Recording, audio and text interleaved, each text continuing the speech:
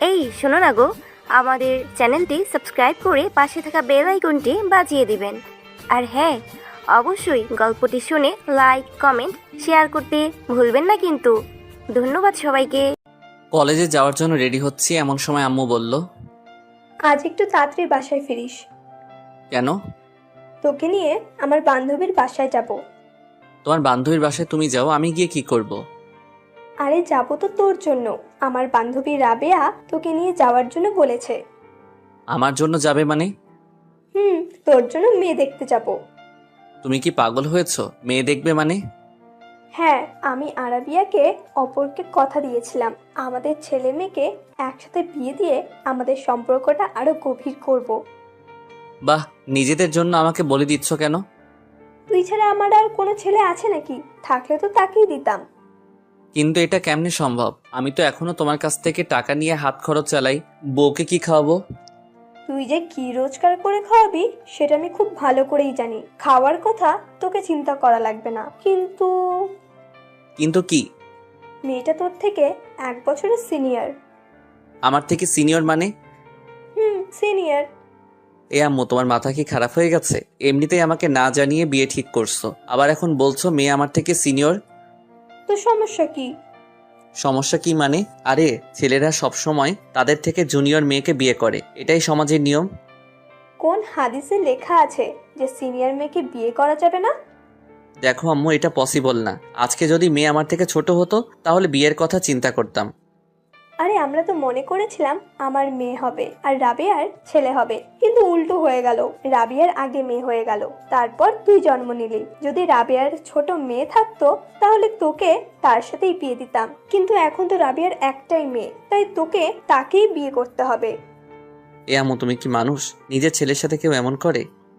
মেয়েটা অনেক ভালো, দেখতেও মাশাআল্লাহ। তুই একবার ওকে দেখলে চোখ ফেরাতে পারবি না। আর ও অনার্স 3য় বর্ষে পড়ে। কি 3য় বর্ষে মানে? 3য় বর্ষে পড়ে। এ আম্মু, তুমি কি মানসিকভাবে অসুস্থ হয়ে গেছো? মেয়ে আমার থেকে 2 ক্লাস সিনিয়র আর বয়সে 1 বছর সিনিয়র, এটা কেমনে সম্ভব? লোকজন কি বলবে আমাকে? যার যেটা ইচ্ছা সেটা বলুক। তুই আজকে তাড়াতাড়ি বাসায় আসবি, ব্যাস। কিন্তু আম্মু, পুরোটা না শোনার আগে চলে গেল। দূর শালা, মেজাজটাই খারাপ করে দিল। হায় রে বন্ধুরা, আমাকে কি বলবে? বলবে যে আমি একটা বুড়িকে বিয়ে করেছি। হায় আল্লাহ, উঠিয়ে লও আমাকে। চলুন এবার কলেজে যেতে যেতে আপনাদেরকে আমার পরিচয়টা দিয়ে নেই। আমি শিহাব, আপাতত স্টুডেন্ট।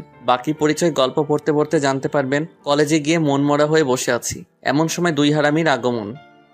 কি রে ভৈরনি, একা একা বসে কি ভাবছিস এখানে? মামা শেখাখানি নাকি? এ হারামির দল, চুপ থাক, এমনিতেই টেনশনে আছি। কেন রে, কি হয়েছে? আম্মু আমার বিয়ে ঠিক করেছে, বিকালে মেয়ে দেখতে যাব। আরে মামা, তোর লাক অনেক ভালো। প্রেম টেম সারা ডিরেক্ট বিয়ে। তো ট্রিট দিচ্ছিস কবে? তোর বাল দিব শালা, মেয়েটা আমার থেকে সিনিয়র। বাহ, সবকিছু তো ভালোই দেখছি। তুই তো সিনিয়র মেয়েকে বেশি পছন্দ করিস, তোর জন্য ভালোই হবে। আরে হারামখোর, সিনিয়র পছন্দ করি ঠিক আছে, কিন্তু তার মানে এই নয় যে সিনিয়র কাউকে বিয়ে করব। হালার পুত, তামান্নাপুর পেছনে পেছনে ঘুরতে যেয়ে ভুলে গেলি উনি কি সিনিয়র না? ধুর, তামান্নার সাথে অন্য কাউকে মিলাবি না। তামান্না হলে তো কোনো কথাই ছিল না। কেন, তামান্নার মধ্যে কি আছে? চুপ কর শালা, এখন একটা বুদ্ধি দে, কি করে বিয়েটা বন্ধ করা যায়। মেয়েটা দেখতে কেমন? কি করে বলবো, এখনো তো দেখিনি। আগে দেখে আয়, মেয়েটাকে আগে দেখ। তোর পছন্দ হলে বিয়ে করিস, না হলে করিস না। কিন্তু আম্মু তো ওর সাথে বিয়ে দিবে। আরে তুই আগে দেখে আয়, সুন্দর হলে আমাকে বলিস, আমি নিজেই করব। আমারও অনেক ইচ্ছা সিনিয়র বউকে আদর করার। এই তুই মানুষ? শালা, আমি আছি আমার টেনশনে আর তুই মজা নিচ্ছিস। মজা না, আগে দেখে আয়, তারপর বাকিটা পরে দেখা যাবে। আচ্ছা ঠিক আছে, দেখি কি করা যায়। এরপর 3জনে মিলে ক্লাসে চলে গেলাম। আমি 2টা ক্লাস করে বাসায় চলে আসলাম। দেখলাম আম্মু কার সাথে যেন ফোনে হেসে হেসে কথা বলছে। আমাকে দেখে বলল, ওই তাড়াতাড়ি কর, তোর হবু শাশুড়ি কল দিয়েছে। আমার আর বুঝতে বাকি রইল না যে আম্মু কার সাথে কথা বলছে। এদিকে এর আগে আমার পুরো শরীর জ্বলে যাচ্ছে। যাই হোক, খাওয়া দাওয়া করে রেডি হয়ে সিএনজি করে রাবেয়া আন্টির বাসার উদ্দেশ্যে রওনা দিলাম। প্রায় 1 ঘন্টা পর একটা বাসার সামনে গিয়ে গাড়িটা থামলো। আমি আর আম্মু ভেতরে গেলাম।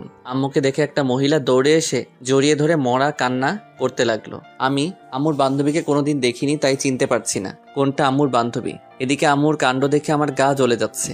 এই মহিলার এত আবেগ কোথায় থেকে আসে কে জানে। এই দেখলাম ভালো, আমার এখন দেখি কান্না করছে। আমাকে তো শালা বোম মারলেও কান্না বেরোবে না। যাই হোক, একটু পরে রাবিয়া আন্টি আমার দিকে তাকালো। আম্মু ইশারায় আমাকে সালাম দিতে বলল। আমার আর বুঝতে বাকি রইল না এটাই আমার বান্ধবী। আমিও সালাম দিলাম। এরপর আন্টি আমার কাছে এসে বলল, এই সুফিয়া, এটা তোর ছেলে নাকি? এটাই তোর হবু জামাই। আল্লাহ, কত বড় হয়ে গেছে। জানো বাবা, তোমার সেই ছোট্টবেলায় দেখেছিলাম তুমি কত হিসু করে দিয়েছিলে আমার বলে, তার হিসেব নেই। যা কথা বলছি এখানে, আর উনি চলে গেলেন। আমি ছোটবেলায় কোথায় হিসু করেছি, কোথায় ইয়ে করেছি, হায় রে আল্লাহ, উঠাইয়া লও আমারে। যাই হোক, তারপর আমি রুমে এসে সোফায় বসে পড়লাম। আর আম্মু এবং রাবেয়া আন্টি আমাকে রেখে কথা বলতে বলতে উপরে চলে গেল। আমি একাই অবলার মতো সোফায় বসে রইলাম। আমার পাশে কেউ নেই, একটু সহমর্মিতা দেখানোর জন্য। একটু পর আম্মু নিচে আসলো। নিচে এসে আমাকে বলল, এই মুখ এমন করে রাখছিস কেন? একটু হাসি মুখে থাক। হায় রে আম্মু, তুমি তোমার ছেলের মন বুঝলে না। আমার কান্না আসছে এখানে। চুপ কর শয়তান, একটু পর বউ আসবে তোর সাথে দেখা করতে। আর কতক্ষণ লাগবে বউয়ের আসতে? তর্স হয়েছে না নাকি? একটু অপেক্ষা কর, বউ চলে আসবে। ওকে। এরপর আমি আবারও চলে গেলাম। আমি সোফার উপরে একা একা বসে আছি। প্রায় 45 মিনিট হয়ে গেল। কোথায় বউ আসবে, কোথায় কি, কাউকে তো দেখতে পাচ্ছি না। মহারানীর কোনো খবরই তো নেই। অনেকক্ষণ পর মহারানীকে দেখতে পারলাম। দেখলাম মহারানীটা উপর থেকে নিচে নেমে আসছে। মহারানীকে দেখে তো আমি পুরাই টাসকি খেয়ে গেলাম। আরে বুঝতে পারছেন না তো? ধুর, আপনারা কিভাবে বুঝবেন? আপনারা তো আর দেখছেন না। আরে এটা তো আর কেউ না, আমাদের তামান্না আপু, যার পিছনে পিছনে আমি এতদিন ঘোরাঘুরি করছিলাম। তার মানে তামান্নাই রাবেয়া আন্টির মেয়ে। আহা, তামান্না আমার বউ হবে, এ যেন মেঘনা চাইতে বৃষ্টি পাওয়ার মতো। যাই হোক, তামান্না একটা শাড়ি পরে এসেছে। আমি তো ওকে দেখে হাঁ করে তাকিয়ে রইলাম। আমার এমন হাঁ করে তাকিয়ে থাকা দেখে আম্মু আমাকে টোকা দিল। তারপর বাস্তবে ফিরে আসলাম। তামান্না এসে আমাকে চা দিল। আমার মনের মধ্যে তো তখন লাড্ডু ফুটছে। বিদ্যা বালানের গানটা মনের ভিতরে বাজতেছে। উলালা উলালা তুহি মেরি ফ্যান্টাসি। তামান্না এসে আম্মুকে সালাম দিয়ে ভিতরে চলে গেল। আমিও সোফায় বসে রইলাম। আম্মু অনেকক্ষণ রাবেয়া আন্টির সাথে বসে গল্প করলো। তারপর বিয়ের দিন তারিখ ঠিক করে বাসায় চলে আসলাম। বাসায় এসে আমি, সানি আর আয়মানকে গ্রুপ কল দিলাম। কিরে হারামির দল, কোথায় তোরা? কেন, কি হয়েছে? সেটা পরে বলবো, তাড়াতাড়ি করে রেস্টুরেন্টে আয়, তোদের ট্রিট দিব। ট্রিটের কথা শুনে দুজনে লেজ উঠিয়ে চলে আসলো। সন্ধ্যায় ওদের সাথে রেস্টুরেন্টে গেলাম। মামা, ঘটনা কি? হঠাৎ করে টিট? দোস্ত, কাম তো হয়ে গেছে। কি মেয়ে পছন্দ হয়েছে নাকি? ঠিক বলেছিস। কিন্তু তুই তো বললি বিয়েটা করবি না। আরে সেটা তো আগে বলছিলাম, কিন্তু পাত্রীকে দেখার পর সবকিছু ঠিক হয়ে গেছে। তা পাত্রীটাকে? তোদের তামান্না আপু। আমাদের ক্যাম্পাসে তামান্নাপো নাকি, যার পিছনে পিছনে তুই কুত্তার মতো হাঁটতি? এই হালার পুত, চুপ কর। আমি কারো পিছনে ঘুরি নাই। আর হ্যাঁ, সেই তামান্নাই আম্মুর বান্ধবীর মেয়ে। সিরিয়াসলি দোস্ত, এইটা তো মেঘ না চাইতে বৃষ্টি আসার মতো। আজকে যা ইচ্ছা খেয়ে নে, টাকা আমি দিব। তো বিয়ে কবে? আগামী শুক্রবার। কাল থেকে কেনাকাটা শুরু। তোরা আর কেউ এই সপ্তাহে যাস না, অনেক কাজ আছে। ওকে।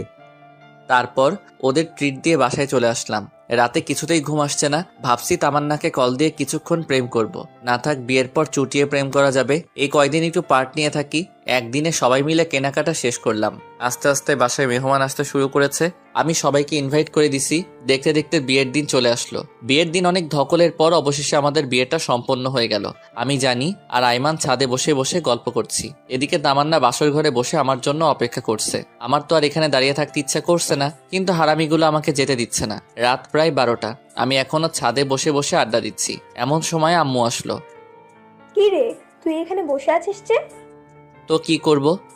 কি করবি মানে? যা ঘরে যা। মেয়েটা সেই কখন থেকে একা একা বসে আছে।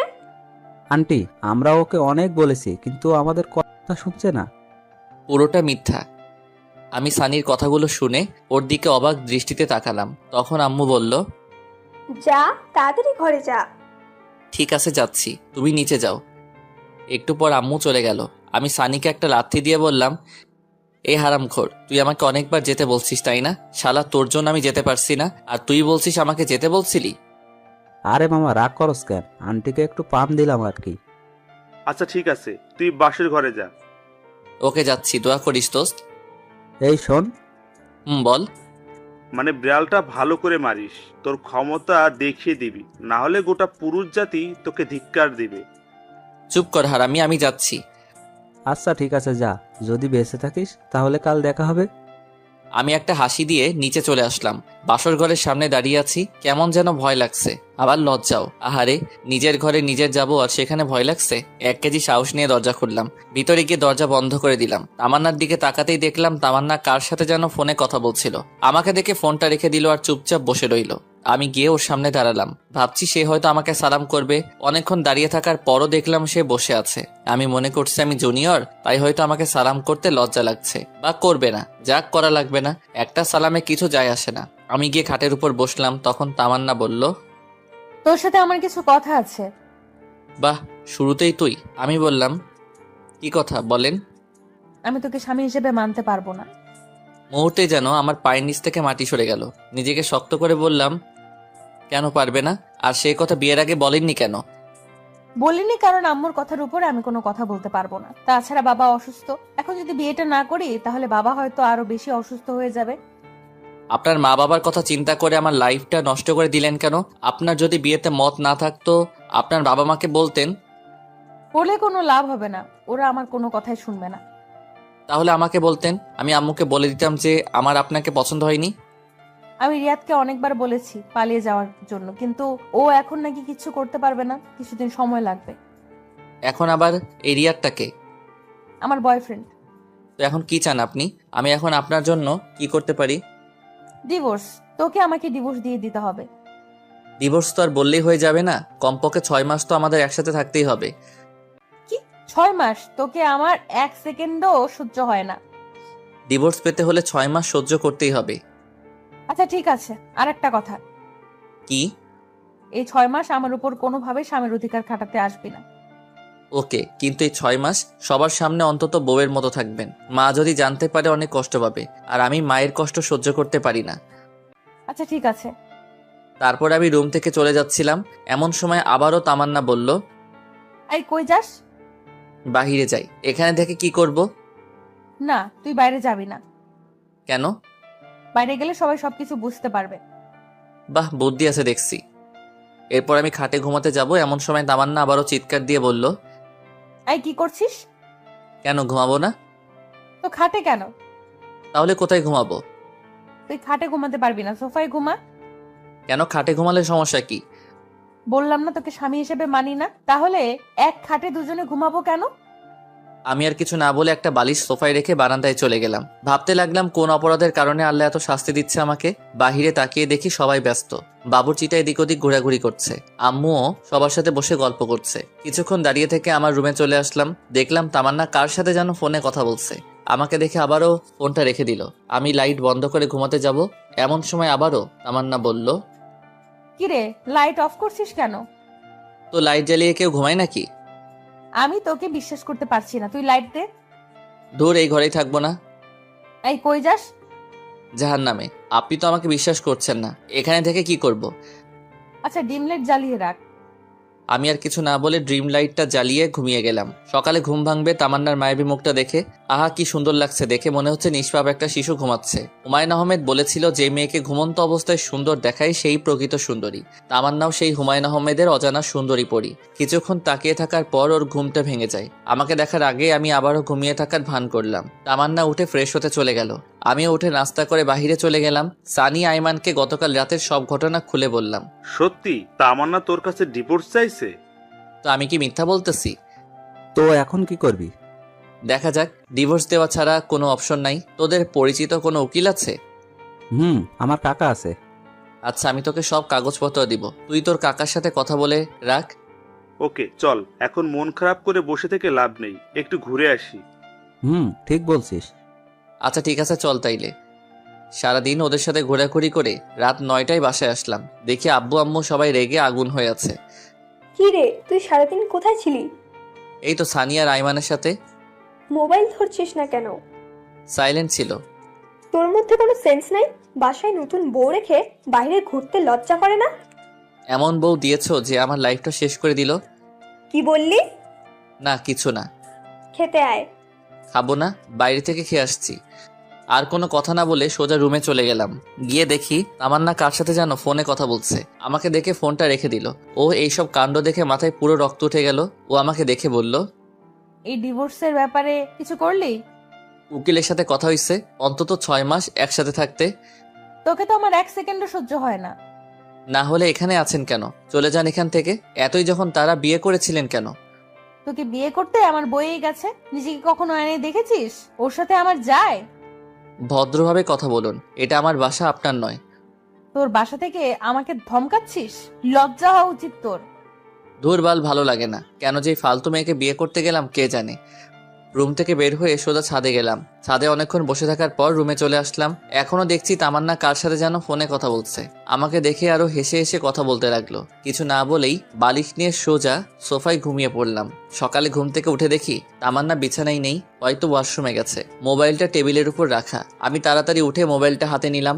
বাহ, লক করা নাই তো। ফোনটা হাতে নিয়ে সাথে সাথে মেসেজগুলো দেখতে লাগলাম। মেসেজগুলো দেখে আমার মাথা পুরো খারাপ হয়ে গেল। আমি নাম্বারটা নিয়ে নিলাম। দরজার আওয়াজ শুনে মনে হচ্ছে তামান্না আসছে। আমি ফোনটা রেখে তাড়াতাড়ি করে বাহিরে চলে গেলাম। এভাবেই তামান্না আর আমার দিনগুলো যেতে লাগলো। আমি কলেজে যাওয়া শুরু করলাম। পরের দিন থেকে তামান্নাও যায়। আম্মু বলেছে দুজনকে একসাথে যাওয়ার জন্য, কিন্তু তামান্না আমাকে পার্সোনালি নিষেধ করেছে। আর তাই দুজনে বাসা থেকে একসাথে বেরোলেও একসাথে কলেজে যাই না। সেদিন ক্লাস শেষ করে বাহিরে এসে দেখি তামান্না তার বন্ধুদের সাথে বসে আড্ডা দিচ্ছে আর অনেক হাসাহাসি করছে। আমার তো এসব দেখে রক্ত মাথায় উঠে গেল। আমি ওর কাছে গিয়ে বললাম, চলেন। কোথায় যাব? বাসায় যেতে হবে। তুই যা, আমি যাব না তোর সাথে। তুই করে বলাতে সবাই আমার দিকে হা করে তাকিয়ে আছে। আম্মু বলেছে আপনাকে সাথে নিয়ে বাসায় যেতে। ওই কুত্তা, তোকে না বলেছি আমার উপর স্বামীর অধিকার খাটাতে আসবি না? যা তুই তোর মাকে নিয়ে। মাকে নিয়ে একদম বাজে কথা বলবেন না। বললে কি করবি? আপনি বাসায় চলুন। তাই বলে আমি ওর হাতটা ধরে টেনে বাসায় নিয়ে আসতে চাই না। এমন সময় ঠাস করে আমার গালে একটা চড় বসিয়ে দিল। তোর সাহস কি করে হয় আমার হাত ধরার? বেয়াদব কোথাকার। এটা বলে তামান্না উঠে সেখান থেকে চলে গেল। আমি গালে হাত দিয়ে দাঁড়িয়ে রইলাম। পুরো ক্যাম্পাসের ছেলে মেয়ে সবাই আমার দিকে হা করে তাকিয়ে আছে। লজ্জায় মাথা কাটা গেল। আমি আর সেখানে দাঁড়িয়ে না থেকে পাশে একটা পার্কে এসে বসে রইলাম। এমন সময় তামান্না মোবাইল থেকে নেওয়া নাম্বারটার কথা মনে পড়লো। চিন্তা করলাম কল দেব, কিন্তু না, দিলাম না। নাম্বারটা সেভ করে নিলাম। নাম্বারটা সেভ করার সাথে সাথে ইমো অ্যাকাউন্ট চলে আসলো। তারপর ইমো অ্যাকাউন্টের প্রোফাইলে গিয়ে ছেলেটার ছবি দেখলাম। একটু হ্যান্ডসাম ছেলে, একটা বাইকের উপর বসে আছে। মনে হয় এই ছেলের সাথে তামান্নার রিলেশন চলছে। ছেলেটাকে দেখে আমার কেমন যেন মনে হলো প্লে বয়। আমি ছবিটা নিয়ে আমি আমার বন্ধুদের গ্রুপে ছবিটা দিয়ে দিলাম আর বললাম, যদি কেউ এই ছেলেকে কোথাও দেখে থাকেন তাহলে যেন সাথে সাথে আমাকে কল করে। তারপর সেখানে আরো কিছুক্ষণ থাকার পর বাসায় চলে গেলাম। বাসায় আসার সাথে সাথে আম্মু ঠাস করে একটা চর বসিয়ে দিল। আমি আবুলের মতো দাঁড়িয়ে রইলাম। মারলে কেন? বেশ করেছি, তোকে আরো মারা উচিত। কেন, কি করেছি আমি? লজ্জা করে না তোর বউ থাকা সত্ত্বেও অন্য একটা মেয়েকে নিয়ে পার্কে ঘুরতে যাস? মানে কে তোমাকে এসব কথা বলেছে? তোকে একটা মেয়ের সাথে দেখিনি? তামান্না তোকে নিষেধ করার জন্য তুই সবার সামনে তামান্নাকে চড় মারিসনি? এ কথা শুনে তো আমার মাথায় আকাশ ভেঙে পড়বে। আম্মু, আমার কথাটা শোনো। তুই কোনো কথা বলবি না আর আমাকে আম্মু বলে ডাকবি না। আমি কখনো চিন্তাও করতে পারিনি যে তুই এত খারাপ হয়ে যাবি। আম্মু, এসব মিথ্যা। আমি জানি না, তুই আমার চোখের সামনে থেকে চলে যা, তোকে যেন আর না দেখি। ধুর, কার মুখ দেখে যে সকালে ঘুম থেকে উঠলাম। এমনি সকাল থেকে আমার সাথে যা যা ঘটছে, এদিকে আম্মু আমাকে বিশ্বাস করছে না। ব্যাগটা ঘাড়ে নিয়ে বাইরে চলে গেলাম। বাইরে এসে একটা জায়গায় বসে রইলাম। অনেক রাত হয়ে গেছে, কি করব কিছু বুঝতে পারছি না। রাতে বাসায় না গিয়ে সানির বাসায় চলে গেলাম। কি রে, রাতের বেলায় তুই এখানে? কেন, সমস্যা হচ্ছে নাকি? সমস্যা হলে বলে দিয়ে চলে যাই। আরে ধুর, সমস্যা হবে কেন? তোকে তো কোনোদিন ভুলেও বাসায় নিয়ে আসা যায় না। আজকে এভাবে চলে আসলি তাই বললাম আর কি। আচ্ছা বাদ দে, ভেতরে আয়। তারপর আমি সানির মা বাবাকে সালাম দিয়ে ভেতরে গিয়ে ব্যাগটা রেখে ফ্রেশ হলাম। ফ্রেশ হয়ে এসে দেখি বাবা বারবার কল দিচ্ছিল। আমি ফোনটা কেটে দিয়ে সুইচ অফ করে রাখলাম। একটু পর সানির মা এসে খাওয়ার জন্য দেখে গেল। তারপর খাওয়া দাওয়া শেষ করে রুমে চলে আসলাম। এবার সানি বলল, এবার বলতো কাহিনীটা কি? তারপর আমি সানিকে সবকিছু খুলে বললাম। আমার কথাগুলো শুনে সানি বলল, আচ্ছা তাহলে এই ঘটনা। আচ্ছা, তো কাকার সাথে ডিভোর্সের ব্যাপারে কথা বলেছিস? কিছুদিনের মধ্যে কাগজপত্র চলে আসবে। তুই একটু বলে সবকিছু তাড়াতাড়ি করতে বলতো। আচ্ছা ঠিক আছে। তারপর সানির সাথে ঘুমিয়ে পড়লাম। পরের দিন সানিদের বাসা থেকে সরাসরি কলেজে চলে গেলাম। ক্লাস করতে ভালো লাগছে না, তাই বাহিরে এসে আমি, সানি আর আইমান গাছতলায় বসে আছি। দেখলাম তামান্না একটা ছেলের সাথে বাইকে করে কলেজে আসছে। বাইক থেকে নেমে ছেলেটার হাত ধরে উপরে যেতে লাগলো। দেখে আমার মাথা খারাপ হয়ে গেল, কারণ সে তো এখনো আমার বউ, আমি তো এখনো ডিভোর্স দেইনি। ডিভোর্স হওয়ার পর সে যা খুশি তাই করুক, কিন্তু এখন কেন এসব করতে হবে? রাগে আমার শরীরের লোমগুলো দাঁড়িয়ে গেল। আমি সেখান থেকে উঠে তামান্নার দিকে যেতে লাগলাম। কি রে, কই যাস? এই তো একটু আসছি। দাঁড়া, আমরাও আসছি। ওকে। তারপর সবাই একসাথে তামান্নার কাছে গেলাম। তামান্নার কাছে গিয়ে বললাম, কি ব্যাপার, আপনি এই ছেলের হাত ধরে আছেন কেন? আমি কার হাত ধরবো না ধরবো সেটা আমার ব্যাপার, তোর কি? অবশ্যই আমার সমস্যা, ভুলে যাবেন না এখনো আপনি আমার স্ত্রী। তোকে আমি স্বামী হিসেবে মানি না। তোকে বলেছি না আমার উপর স্বামীর অধিকার খাটাতে আসবি না। আপনি না মানলেও আমার কিছু করার নেই, কারণ আপনি এখনো আমার স্ত্রী। আমাদের এখনো ডিভোর্স হয়নি। আমি যা বলবো আপনাকে তাই শুনতে হবে। যদি না চলি কি করবি? দেখবেন কি করতে পারি। দেখা তুই কি করতে পারবি। তাই বলে আমি তামান্নার দিকে আস্তে আস্তে এগোতে লাগলাম, আর সে পিছাতে লাগলো। আমি তার কাছে গিয়ে তামান্নার পাশে থাকার ছেলেটাকে একটা ঘুষি মারি। আমার কর্মকাণ্ড দেখে সবাই হা করে তাকিয়ে আছে। ছেলেটার কলার চেপে ধরলাম। এই শালার পুত, কি নাম তোর? লজ্জা করে না অন্যের বউয়ের সাথে প্রেম করতে? তুই জানিস আমি কে? তুই আমেরিকার প্রেসিডেন্ট হলেও আমার দেখার টাইম নাই। তোকে যদি আর একবার তামান্নার সাথে দেখি তাহলে তোর খবর আছে। তুই আমার গায়ে হাত তুলছিস না? দেখ তোর কি হাল করি। তাই বলে পকেট থেকে ফোনটা বের করে কাকে যেন ফোন করতে গেল। তখন আমি ওর হাত থেকে মোবাইলটা কেড়ে নিয়ে একটা আছাড় মেরে ভেঙে ফেললাম। তারপর আরো একটা ঘুষি মারলাম। এবার ওর ঠোঁট কেটে রক্ত বেরোতে লাগলো। সানিয়া রাইমান আমাকে সেখান থেকে টেনে নিয়ে গেল।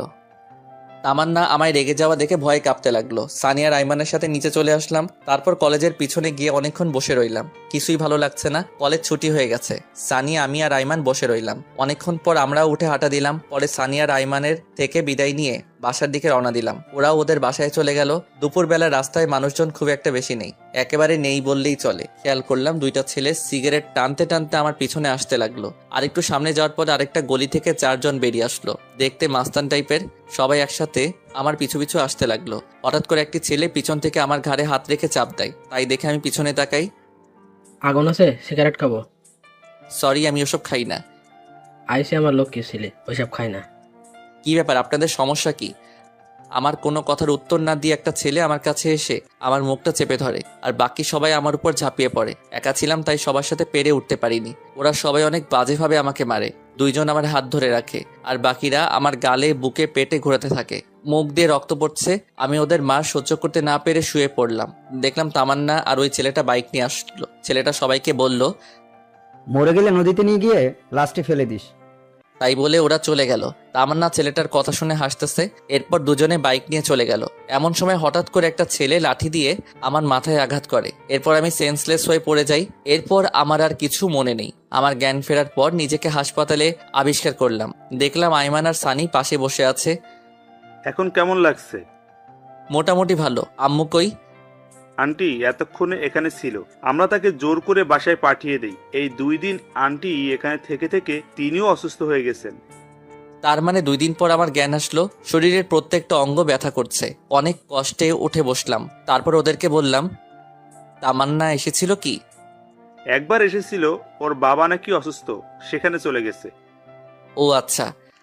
তো তোর এই অবস্থা কি করে হলো? এই তুই কি বলছিস? ও ঠিক মতো কথা বলতে পারছে না, আর তুই ঘটনা জিজ্ঞেস করছিস? আচ্ছা তোরা সবাই বাসায় চল, বাসায় গিয়ে তোদের সবকিছু বলবো। এখন বাসায় যাওয়া যাবে না, ডাক্তার বলেছে তোকে হাসপাতালে আরো 2 দিন থাকতে হবে। এখানে থাকতে ভালো লাগছে না, আমাকে একটা কল দে, আজকেই এখান থেকে চলে যাব। তারপর আম্মু হাসপাতালে আসলো। আম্মু এসে আমাকে জড়িয়ে ধরে কান্নাকাটি করতে লাগলো। তারপর ডাক্তারের থেকে পারমিশন নিয়ে বাসায় চলে গেলাম। সেদিন রাতে সানিয়া রাইমান আমার সাথেই ছিল। রাতে ওদের দুজনকে সবকিছু খুলে বলি। তারপর আমি সানিকে বললাম তাড়াতাড়ি করে ডিভোর্স পেপার রেডি করতে। সেদিন রাতে 3 জন একসাথে ঘুমিয়ে পড়লাম। পরের দিন দেখি তামান্না ওর বাবার বাড়ি থেকে চলে এসেছে। আমাকে দেখে বলল, কি রে, এখনো বেঁচে আছিস? আমি তো ভেবেছিলাম মারা গেছিস। রাগে আমার রক্ত গরম হয়ে গেল। সানিয়া রাইমান সবকিছু শুনে ফেলে। ওদেরকে দেখে তামান্না চোরের মতো ঘর থেকে বেরিয়ে গেল। সেদিন থেকে আমি আর ওর সাথে কথা বলি না, এমনকি আমি আমার নিজের রুমেও যাই না। অসুস্থতার জন্য কলেজে যেতে পারছি না। তামান্না ঠিকই কলেজে যাচ্ছে। ও যে কলেজে গিয়ে ঠিক কি করে তা আমি খুব ভালো করেই জানি। এভাবে আরো 1 সপ্তাহ পেরিয়ে গেল। তামান্নার আচরণ দিন দিন আরো খারাপ হতে লাগলো। একদিন সকালে ঘুরতে বের হয়েছি, এমন সময় ফাহাদের কল আসলো। কি রে, কি অবস্থা তোর? এই তো আমরা ভালো। তোর কি অবস্থা? আমারও ভালো। তো কি মনে করে ফোন করলি? দোস্ত, তুই যে একটা ছেলে ছবি দিয়েছিলি, মনে আছে? তো কি হয়েছে এখন? ওই ছেলেটাকে দেখলাম পার্কে একটা মেয়ে নিয়ে বসে আছে। আরে কি বলিস, কোন পার্কে?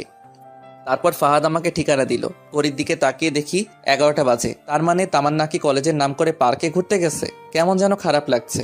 বিয়ের পর স্বামীকে রেখে অন্য ছেলের সাথে কেউ ঘুরতে যায়, আর ছেলেটা কেমন একটা বিবাহিত মেয়েকে নিয়ে ঘুরতে যায়। অথচ মা এসব কথা শুনে আমাকে সন্দেহ করে না। না, এত কিছু ভেবে লাভ নাই, এখন চুপচাপ পার্কে যাই। তারপর ওদের দুজনের কিছু ছবি তুলে নিয়ে আম্মুকে দেখাতে হবে, তাহলে ডিভোর্সটা দিতে খুব সুবিধা হবে। তাড়াতাড়ি পার্কে গেলাম, ফাহাদ সেখানে দাঁড়িয়ে আছে। তারপর ফাহাদ ও আমি দুজন পার্কের ভেতরে চলে গেলাম। দেখলাম সেই ছেলেটি যে লোক পাঠিয়ে আমাকে মেরেছিল আর তামান্না ও যার বাইকে ঘোরাঘুরি করে, ছেলেটাকে স্পষ্ট দেখা যাচ্ছে, কিন্তু তামান্নার মুখটা ঠিক বোঝা যাচ্ছে না। আমার পিছন থেকে দেখে কেন যেন মনে হচ্ছে এটা তামান্না নয়। উল্টো পথে গিয়ে দেখি আমার ধারণাই ঠিক, মেয়েটা তামান্না নয়। তার মানে ছেলেটা এরকম আরো অনেক মেয়ের সাথে প্রেমের অভিনয় করে। শালাকে দেখলেই মনে হয় একটা প্লে বয়। আর কিছু না ভেবে চুপচাপ পকেট থেকে ফোনটা বের করে ভিডিও করতে লাগলাম। আহা কি সুন্দর, দুজন দুজনকে জড়িয়ে ধরে আছে, হাতে হাত রেখে হাসাহাসি করছে। আমি ফাহাদকে বললাম, তুই ভিডিও করতে থাক, আর আমি যেটুকু ভিডিও করেছি সেটা তামান্নাকে হোয়াটসঅ্যাপ করে দেই। তাই বলে সাথে সাথে তামান্নাকে ভিডিওটা পাঠিয়ে দিলাম। তামান্না ভিডিওটা দেখে আমাকে বারবার কল দিতে লাগলো, কিন্তু আমি কলটা রিসিভ করছি না, বারবার কেটে দিচ্ছি। তারপর সে আমাকে একটা মেসেজ করলো জায়গাটা কোথায় জানার জন্য। তারপর আমি পার্কের ঠিকানাটা লিখে তামান্নাকে পাঠিয়ে দিলাম। আমি আর ফাহাদ সেখানে দাঁড়িয়ে রইলাম। 10 মিনিট পর দেখলাম তামান্না পার্কে চলে আসলো। আমি তামান্নাকে দেখে আমি আর ফাহাদ দুজনে গাছের আড়ালে লুকিয়ে গেলাম। দেখছি তামান্না ছেলেটাকে পাগলের মতো খুঁজতে লাগলো। তারপর অনেক খোঁজাখুঁজি শেষে ছেলেটাকে দেখতে পাই। ছেলেটাকে দেখে কোনো কথা না বলে সোজা ছেলেটার কাছে গিয়ে শার্টের কলার ধরে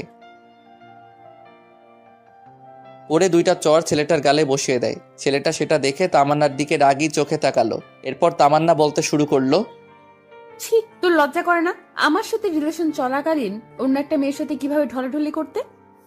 তুমি যা ভাবছো তা নয়, আমার কথাটা একবার শোনো। তোর কথা আর কি শুনবো? যা দেখার তা তো নিজের চোখেই দেখলাম। তামান্নার এসব কথা শুনে ছেলেটার পাশে থাকা মেয়েটিও অনেক রেগে গিয়ে ছেলেটাকে একটা চর মেরে সেখান থেকে চলে যায়। আমি আর ফাহাদ এসব দেখছি আর হাসছি। এবার ঠেলা সামলাও প্লে বয়। মেয়েটা চলে যাওয়ার পর ছেলেটা তামান্নার গালে একটা চর বসিয়ে দেয়। সাথে সাথে লাগে রক্ত আমার মাথায় উঠে গেল। ইচ্ছা করছে ছেলেটাকে এখানে মেরে পুঁতে ফেলি, কিন্তু না, তামান্নাও আমাকে অনেক কষ্ট দিয়েছে, আর তাই এবার সে বুঝুক ভালোবাসার মানুষ কষ্ট দিলে তা কেমন লাগে। বেশি আলগা পিরিত দেখালে এমনটাই হয়। ছেলেটা তামান্নাকে বলতে লাগলো, ওই তুই আমাকে ফারিয়ার সামনে অপমান করলি কেন? বেশ করেছি। তুই আমার সাথে রিলেশনে থেকে অন্য একটা মেয়ের সাথে কি করছিস? হ্যাঁ, কি তোর রিলেশন? হা হা হা, তুই ভাবলি কি করে আমি তোর সাথে রিলেশন করছি? মানে আমি কোনোদিন তোর সাথে রিলেশন করিনি। তোর সাথে যা ছিল সেটা হচ্ছে টাইম পাস। আর তুই ভাবলি কি করে তোর মতো একটা মেয়েকে আমি আমার বউ বানাবো? কেন আমাকে বিয়ে করতে পারবে না কেন? যে মেয়ে বিয়ের পর স্বামীর সাথে খারাপ ব্যবহার করে, বাসায় স্বামী রেখে অন্য একটা ছেলের সাথে রিলেশন করে, তাকে বিয়ে করা আমার পক্ষে কোনোভাবেই সম্ভব না। প্রপোজ করার সময় মনে ছিল না? সবই মনে ছিল, কিন্তু আমি তো তোর সাথে রিলেশন করিনি। যা করেছি তা হচ্ছে টাইম পাস, টাকা নেওয়ার জন্য আর তোর শরীর ভোগ করার জন্য। টাকা তো অনেক আগেই খেয়েছি, কিন্তু তোর শরীরটা ভোগ করতে পারিনি। তাই এতদিন আমার নাটকটা চালিয়ে যেতে হলো। আমি বিয়ে করব ফারিয়াকে, ওর বাবার অনেক টাকা আছে। তোর বাবার কি আছে? এটা শুনে তামান্না ছেলেটাকে আর একটা চর মারে। তারপর কান্না করতে করতে বলছে, তোর মতো বাটপার আমি আমার জীবনেও দেখিনি। আমি শুধুমাত্র তোর জন্য শিহাবকে অনেক কষ্ট দিয়েছি, কিন্তু আর না। আজকে থেকে আমাদের সম্পর্ক এখানেই শেষ। আর কোনো দিন আমার সামনে আসবি না। এটা বলে তামান্না কাঁদতে কাঁদতে বাসায় চলে যায়। আর এদিকে ছেলেটা গালে হাত দিয়ে আবুলের মতো দাঁড়িয়ে আছে। তামান্না কথা ভেবে খুব খারাপ লাগছে। বেচারি খুব ভালোবাসতো ছেলেটাকে। আবার আমার অনেক ভালো লাগছিল যে ফকির নিয়ে আমার সাথে অনেক বাজে ব্যবহার করেছে। এবার ঠেলা বোঝ, আর কিছুদিন অপেক্ষা কর, আমিও তোকে ডিভোর্স দিয়ে দিব। তখন বুঝবি এই শিহাব তোর জীবনে কতটা গুরুত্বপূর্ণ ছিল। যাই হোক, আমি ফাহাদকে ধন্যবাদ দিলাম, কারণ সে আজকে খবরটা না দিলে ছেলেটা হয়তো তামান্নার সাথে ফিজিক্যাল রিলেশন করত। আল্লাহ বাঁচাইছে। আল্লাহ যা করে ভালোর জন্যই করে। তারপর পকেট থেকে ফোনটা বের করে আমার বন্ধুদের সবাইকে একটা মেসেজ ফরওয়ার্ড করলাম, দুপুরে সবাই রেস্টুরেন্টে আসিস, আমি আজকে ট্রিট দিব। মেসেজটা পেয়ে সবাই লেজ উঠিয়ে রেস্টুরেন্টে তাড়াতাড়ি চলে আসলো। এরপর সবাই মিলে খাওয়া দাওয়া করলাম। আইমান আমাকে জিজ্ঞাসা করলো, হঠাৎ এমন ট্রিট দিচ্ছিস কেন? তারপর আমি সবাইকে সব ঘটনা খুলে বললাম। সবাই ঘটনা শুনে অনেক খুশি হলো। এরপর আমি সানিকে বললাম ডিভোর্স পেপার রেডি হতে আর কতদিন সময় লাগবে। সানি আমাকে বলল আর কিছুদিন সময় লাগবে। বিকেলে আর বাসায় গেলাম না, সবার সাথে বসে আড্ডা দিলাম। রাতে বাসায় ফিরলাম। সারাদিন বাসায় যাইনি, তাই বাসায় যেতেই আম্মু আমাকে বলল, কি রে, সারাদিন কই ছিলি? এই তো বন্ধুদের সাথে। এই অসুস্থ শরীর নিয়ে বন্ধুদের সাথে কি? এমনি বাসায় ভালো লাগছিল না তাই। এই, তোর তামান্নার সাথে কিছু হয়েছে নাকি? কই না তো। সেই দুপুরে কলেজ থেকে আসার পর থেকে রুমের মধ্যে একা একা শুয়ে আছে। খেতে বললাম, খাবার খাচ্ছে না, রুম থেকে বেরও হচ্ছে না। আমি কিছু জানি না, যদিও সবটা জানি, কিন্তু আম্মুকে বললাম না। দেখ তো বাবা, মেয়েটা কিচ্ছু খাচ্ছে না, এমন করলে তো শরীর খারাপ করবে। নিজের ছেলেকে না খেয়ে আছে সেদিকে খেয়াল নেই। আচ্ছা দেখছি কি করা যায়। হ্যাঁ, যা ডেকে নিয়ে আয়, আমি তোদের দুজনের জন্য খাবার রেডি করছি। তারপর আমি রুমে চলে গেলাম। রুমে গিয়ে দেখলাম তামান্না উল্টো হয়ে শুয়ে আছে। আমাকে দেখে উঠে বসে পড়লো। আমি কিছু না বলে ওয়াশরুমে চলে গেলাম। তারপর ফ্রেশ হয়ে এসে তামান্নাকে বললাম, আম্মু খাবার জন্য ডাকছে, খেতে চলেন। আমার খেতে ইচ্ছে করছে না, তুমি খাও। আমি তো পুরাই অবাক হয়ে গেলাম। যে মেয়ে আমাকে তুই ছাড়া কোনোদিন কথা বলেনি, আজকে সেই মেয়ে আমাকে তুমি করে বলছে। খাবেন না কেন? আম্মু বলল দুপুরেও তো কিছু খাননি, আপনার গালে এসব কিসের? ওসব কিছু না, মশা মারতে গিয়ে দাগ পড়েছে। তাড়াতাড়ি খেতে চলেন, সবাই বসে আছে। বললাম তো আমি খাবো না, তুমি যাও। কি আর করা, আমি খেতে চলে গেলাম। আমাকে একা দেখে মা বলল, কি রে, আসলো না খেতে? ও নাকি খাবে না, অসুস্থ। ও আল্লাহ, বলিস কি? ডাক্তারকে খবর দে তাড়াতাড়ি। আরে আম্মু এত চিন্তা করো না তো, এমন কিছু না, এমনি একটু অসুস্থ, ঠিক হয়ে যাবে। আমি আর কিছু না বলে খাবার খেয়ে রুমে যেতে লাগলাম। তখন মা বলল, বাবা শোন। আম্মু কিছু বলবে? আমি বলছিলাম কি, খাবারটা রুমে নিয়ে যা, ওর খিদে লাগলে খেয়ে নেবে। প্লিজ বাবা, খাবারটা রুমে নিয়ে যা। কি আর করার, নিজের অনিচ্ছা সত্ত্বেও খাবারটা রুমে নিয়ে যেতে হলো। তারপর খাবারগুলো টেবিলের উপর রাখলাম আর তামান্নাকে বললাম, ভাত নিয়ে আসছি, খেয়ে নিন, না হলে শরীর খারাপ করবে। আর কিছু না বলে একটা বালিশ নিয়ে সোফায় ঘুমিয়ে পড়লাম। তামান্না কিছু একটা বলতে গিয়েও বলল না। রাতে কিছু একটা শব্দ শুনে ঘুমটা ভেঙে গেল। তাকিয়ে দেখি তামান্না পাগলের মতো খাবারগুলো খাচ্ছে। আমি মুচকি মুচকি হাসছি আর মনে মনে বলছি, গরিবের কথা বাসি হলেও মিষ্টি হয়। আমি না দেখার ভান করে শুয়ে আছি। তামান্না একবার খাবার খাচ্ছে আর একবার আমার দিকে তাকাচ্ছে। তারপর আমি ঘুমিয়ে পড়লাম। সকালে ঘুম থেকে উঠে তো আমি অবাক, কারণ সকালবেলা ঘুম থেকে উঠে দেখি তামান্না ওর কম্বলটা আমার গায়ে পেঁচিয়ে কোথায় যেন গেছে। উঠে ফ্রেশ হয়ে নিলাম। তারপর খাবার টেবিলে গিয়ে তো আমি আরো অবাক, কারণ আজ খাবার টেবিলে আমার সব ফেভারিট আইটেমগুলো সাজিয়ে রাখা হয়েছে। ঘটনা কি, আজ তো কোনো বিশেষ দিন না। তারপর আমি আম্মুকে জিজ্ঞেস করলাম, আজকে এত সব রান্না কেন? তামান্না নিজের হাতে আজ সব রান্না করেছে, শুধুমাত্র তোর জন্য। এ কথা শুনে আমি একটু চমকে গেলাম। আসলে মেয়েদের মন বোঝা একদমই সহজ বিষয় না। এরা কখন কি করে নিজেরাও জানে না। কিছু না বলে খেয়ে নিলাম। খাওয়া শেষ করে বাহিরে চলে গেলাম। আজ বন্ধুদের সাথে আড্ডা দেওয়ার জন্য যাচ্ছে না, একটা চাকরির জন্য ইন্টারভিউ দিতে যাচ্ছি। বসে বসে তো অনেক খেলাম, এবার একটু ফ্যামিলির পাশে দাঁড়াই। ইন্টারভিউ দিয়ে বন্ধুদের সাথে একটু আড্ডা দিয়ে রাতে বাসায় আসলাম। তারপর সবাই একসাথে ডিনার করলাম। এরপর আমি রুমে গিয়ে বসে বসে একা একা মোবাইল চালাচ্ছি। এমন সময় তামান্না আসলো। আমি উঠে ছাদে চলে গেলাম। ছাদে বসে বসে কিছুক্ষণ গান শুনলাম। তারপর রুমে এসে দেখি তামান্না এখনো বসে আছে। কি ব্যাপার, আপনি এখনো ঘুমাননি? একটু পরে ঘুমাবো, তোমাকে একটা কথা বলবো তো তাই। বলেন। আমাকে আর আপনি করে বলতে হবে না, তো কি বলবো? এখন থেকে তুমি করে বলবে। No thanks. তারপর খাট থেকে বালিশ নিয়ে সোফায় ঘুমাতে যাব, এমন সময় তামান্না আবারও বলল, সোফায় না ঘুমাইলে হয় না? সোফায় না ঘুমালে কোথায় ঘুমাবো? এখন থেকে তুমি খাটে ঘুমাবে। কেন, আপনার বকা খাওয়ার জন্য নাকি চর খাওয়ার জন্য? দেখেন, আমারও একটা পার্সোনালিটি আছে। শুনো শিহাব, এতদিন যা কিছু করেছি তার জন্য সরি। আমি আর কিছু না বলে সোফায় গিয়ে ঘুমিয়ে পড়লাম। তুই কি ভেবেছিস তোর নরম নরম মিষ্টি কথায় আমি পটে যাব? তুই এখনো শিয়াবকে চিনিসনি। আমি তোকে অনেক ভালোবাসতাম, কিন্তু আমি যখনই তোর কাছে যেতাম তখনই অপমান ছাড়া আর কিছু পাইনি। যাক, এত কিছু ভেবে লাভ নেই, ঘুমিয়ে পড়ি। রাতে কারো গোঙানির শব্দে ঘুমটা ভেঙে গেল। ড্রিম লাইটের আলোয় রুমের মধ্যে সবকিছু একটু একটু দেখা যাচ্ছে। দেখলাম তামান্না শুয়ে শুয়ে কান্না করছে। ও কান্না করুক, তাতে আমার কি? আমি বালিশটা কানের উপর চাপা দিয়ে ঘুমিয়ে পড়লাম। সকালবেলা কারো নরম হাতের স্পর্শে ঘুমটা ভেঙে গেল। হালকা চোখ খুলে দেখি তামান্না আমার মাথায় হাত বুলাচ্ছে। আমিও না বোঝার ভান করে ঘুমিয়ে আছি। একটু পর সে উঠে গোসল করতে চলে গেল। গোসল করে এসে আমাকে ডাকতে লাগলো। ঘুম থেকে উঠে আমিও ফ্রেশ হয়ে নিলাম। সকালবেলা নাস্তা করে শুয়ে শুয়ে ফেসবুকিং করছি, এমন সময় আইমান কল দিয়ে বলল, দোস্ত, তোর চাকরিটা হয়ে গেছে? আমি খবরটা শুনে অনেক খুশি হয়ে গেলাম। যাক, এতদিন একটু পরিবারের পাশে দাঁড়াতে পারবো। আব্বু আম্মু দুজনকে খবরটা দিলাম, দুজনেই বেশ খুশি। তামান্নাকে কিছুই বললাম না। তারপর সানিয়া রাইমানের সাথে আড্ডা দিয়ে রাতে বাসায় ফিরলাম। বাসায় ফিরতেই তামান্না আমাকে বলল, কংগ্রেচুলেশন। কংগ্রাচুলেশন কেন? নতুন চাকরি পেয়েছো তাই। ও আচ্ছা, ধন্যবাদ। পরের দিন সকালে ঘুম থেকে উঠে নাস্তা করে রেডি হয়ে অফিসে চলে গেলাম। আজ অফিসের প্রথম দিন, অনেক ভালো লাগলো। অফিসের কলিগের সাথে পরিচিত হলাম, বসের সাথে পরিচিত হলাম। এক কথায় দিনটা অনেক ভালো কাটলো। এইভাবে আরো 10টি দিন কেটে গেল। তামান্না বারবার আমার কাছে আসতে চাই, আমার সাথে কথা বলতে চাই, কিন্তু আমি ওর সাথে কথা বলি না, কারণ অতীতের কথাগুলো আমি এখনো ভুলি নাই। তামান্নার জন্য আমি এতদিন কলেজে যাই নাই বললেই চলে। সেদিন কলেজে সবার সামনে অপমান করার পর থেকে আর কলেজে যাই না, শুধু পরীক্ষাটা দিয়ে চলে আসি। পরের দিন অফিসে যাচ্ছি, এমন সময় আম্মু এসে বলল, কি রে, অফিসে যাচ্ছিস? কিছু বলবে? হ্যাঁ, বলছিলাম কি, তামান্নার মা ফোন করেছিল, সে নাকি একটু অসুস্থ, তাই তামান্নাকে ওর মা যেতে বলেছে। তো যাক না, আমি কি বারণ করেছি? না মানে, আমি বলছিলাম কি, তুই যদি দিয়ে আসতি তাহলে খুব ভালো হতো। আমি কিভাবে দিয়ে আসবো? অফিসে দেরি হয়ে যাবে তো। হবে না, তামান্না রেডি আছে, প্লিজ বাবা তুই একটু ওকে নামিয়ে দিয়ে যা। কি আর করার, অনিচ্ছা সত্ত্বেও আম্মুর কথা শুনে তামান্নাকে নিয়ে বেরিয়ে পড়লাম। একটা সিএনজি নিলাম। তামান্না আর আমি পাশাপাশি বসে আছি, কিন্তু কেউ কারোর সাথে কোনো কথা বলছি না। তামান্নার মুখ দেখে বুঝতে পারছি সে কিছু বলতে চায়, কিন্তু বলতে পারছে না। তাই দেখে আমি বললাম, কিছু বলবেন কি? তোমার অফিস কখন শেষ হবে? 4টায়, কাজের চাপ থাকলে দেরি হতে পারে। আচ্ছা, একটা কথা বলি। জি বলেন। তোমার অফিসে কি মেয়ে কলিগ আছে? হ্যাঁ, 5 জন আছে, 2 জন আমার পাশেই বসে। ও আচ্ছা।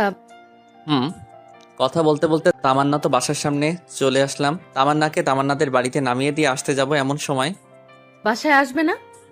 না, আমার অফিসে দেরি হয়ে যাচ্ছে। তাহলে অফিসে সে এসো। না, আর কারো অপমান সহ্য করব না। এমনিতেই অনেক অপমান সহ্য করেছি। কলেজে যাওয়া বন্ধ করে দিছি, আপনি ভেতরে যান।